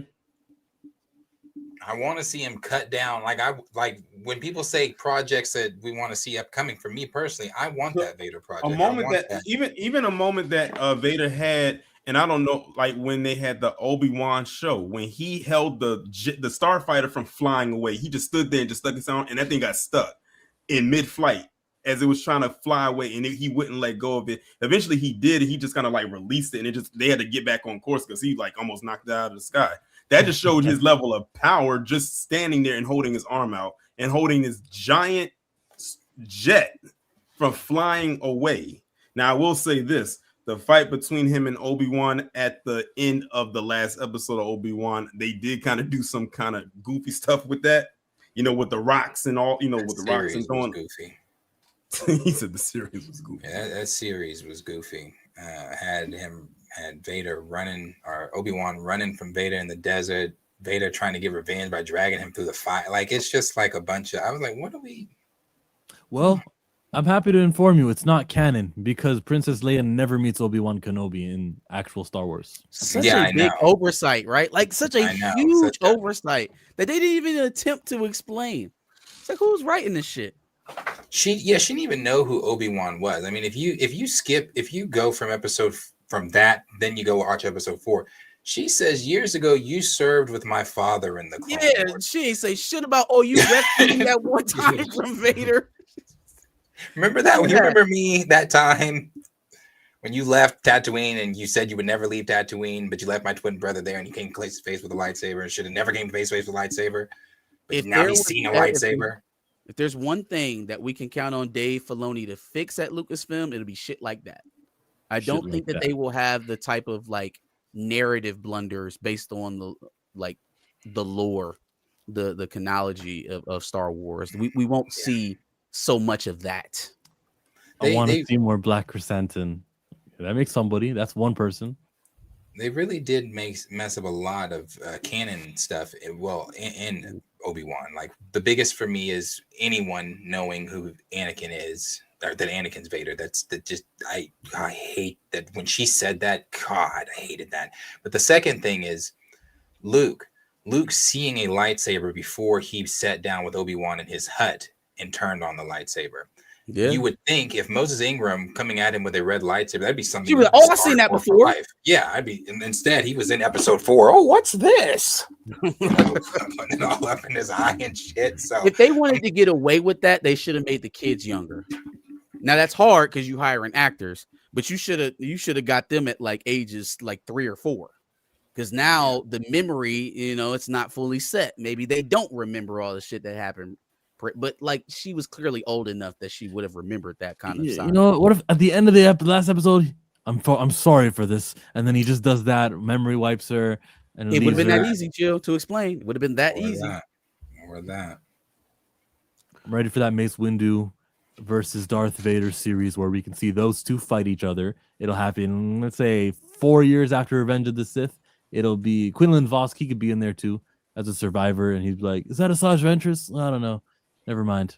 We can have those 3 characters. We're good. That's a movie." Fingers crossed we get that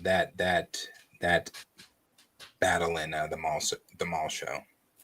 Wasn't it Maul Vader? Mm-hmm.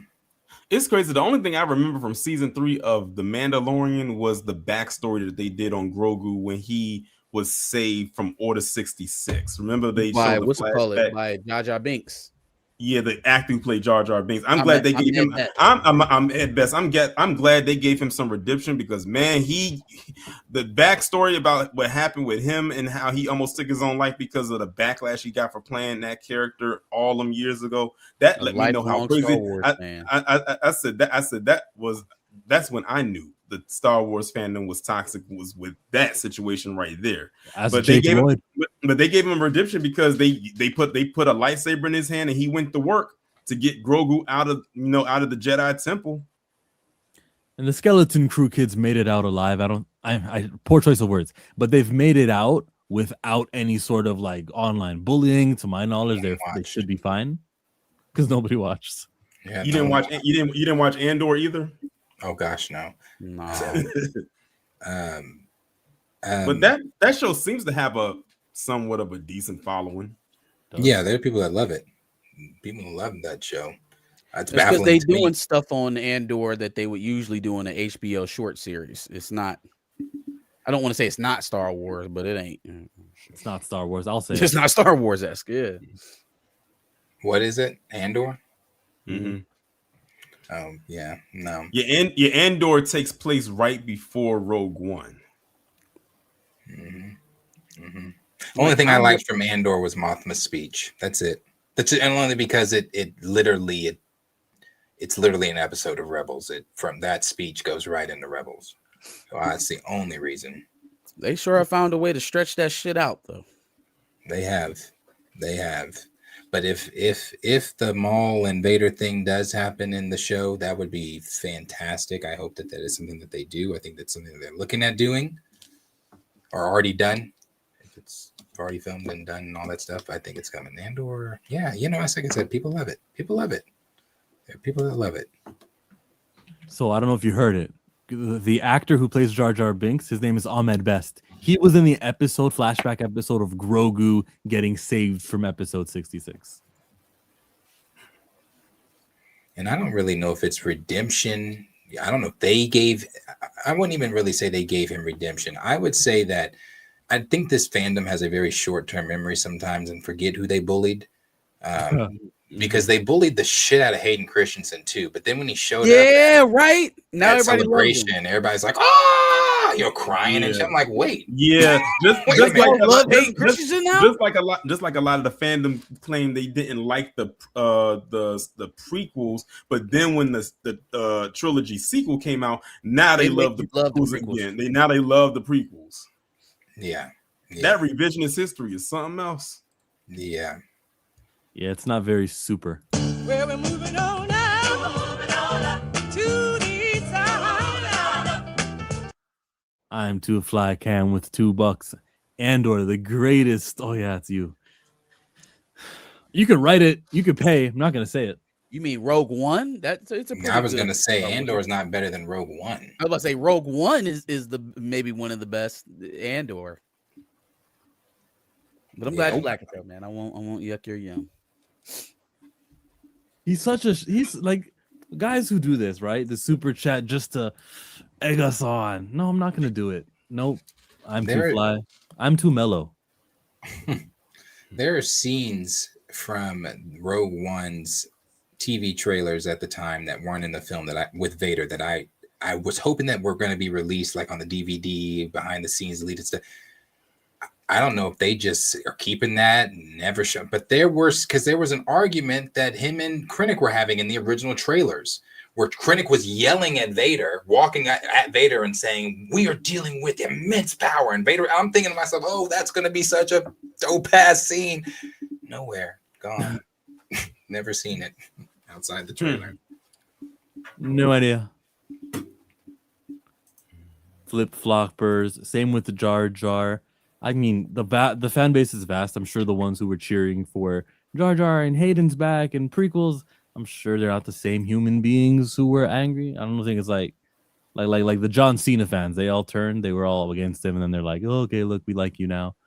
I do think that it was separate people, and they say that the sequel era will have their fans. One day there'll be a Star Wars celebration. It'll be like Daisy Ridley's back with the Oscar Isaac with the John Boyega. Go crazy, guys! Oh yeah, no, all right, bring in Rose Tico. Not Rose Tico.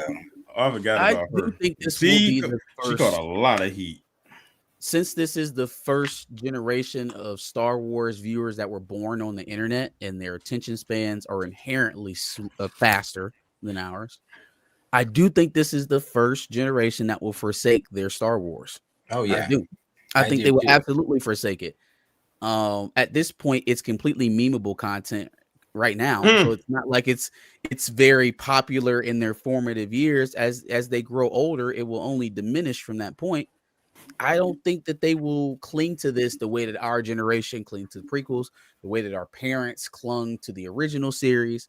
I do not think that the roots were grown for this latest iteration of Star Wars. And I know that because in Fortnite, the Star Wars characters from yesteryear are more popular than the ones that are from the sequel era. Same thing with the hotel. We also have to, wonder too, just because it's on Fortnite. I'm always gonna go back to that video. I saw it again the other day where the little white boy was saying, what were they, basketball players, football players? They asked him about, he's like, what cartoons you watching? This little boy said Kai Cenat. And he was like, no, cartoons. He was like, YouTube? He's like, no, like what's Cartoon Network? And he's like, I don't know. Like these kids aren't like they might know through the pop culture zeitgeist who these people are. Like, oh, I know that that's Darth Vader. I am your father. I know that Anakin Scott, but they're not. They don't. I don't think Star Wars doesn't have like new fans running out to buy merch or to watch films or anything like that. They don't. They just don't have that. So I agree with Marcus. I think this is going to be the generation that we are the generation keeping Star Wars alive. Sure. Mm-hmm. There's not like we're not I've seen videos of people like, oh, I'm showing my kids Star Wars, but it's not like that's not like a huge margin of people. They're like, oh, Star Wars, love it. I think we're it. After we're done, it'll be a few people that tell the tale of Star Wars. That's why they keep making so many remakes, because they got to keep the IP alive.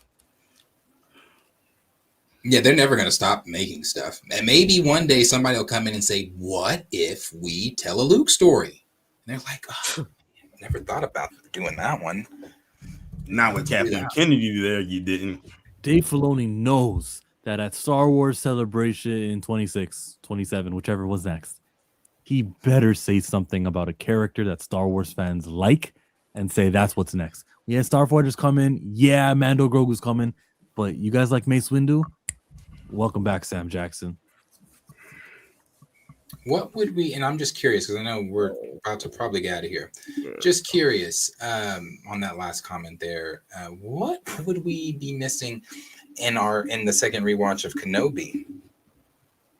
And the only reason I ask that is because in the first time, again, I just said this one. Nobody should know who Vader is. When she comes in there and she's telling Obi-Wan, and Obi-Wan finds out who Vader is from a nobody, that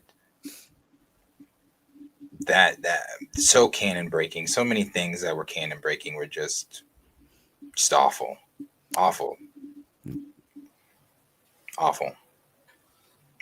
Unredeemably awful. Can't do it.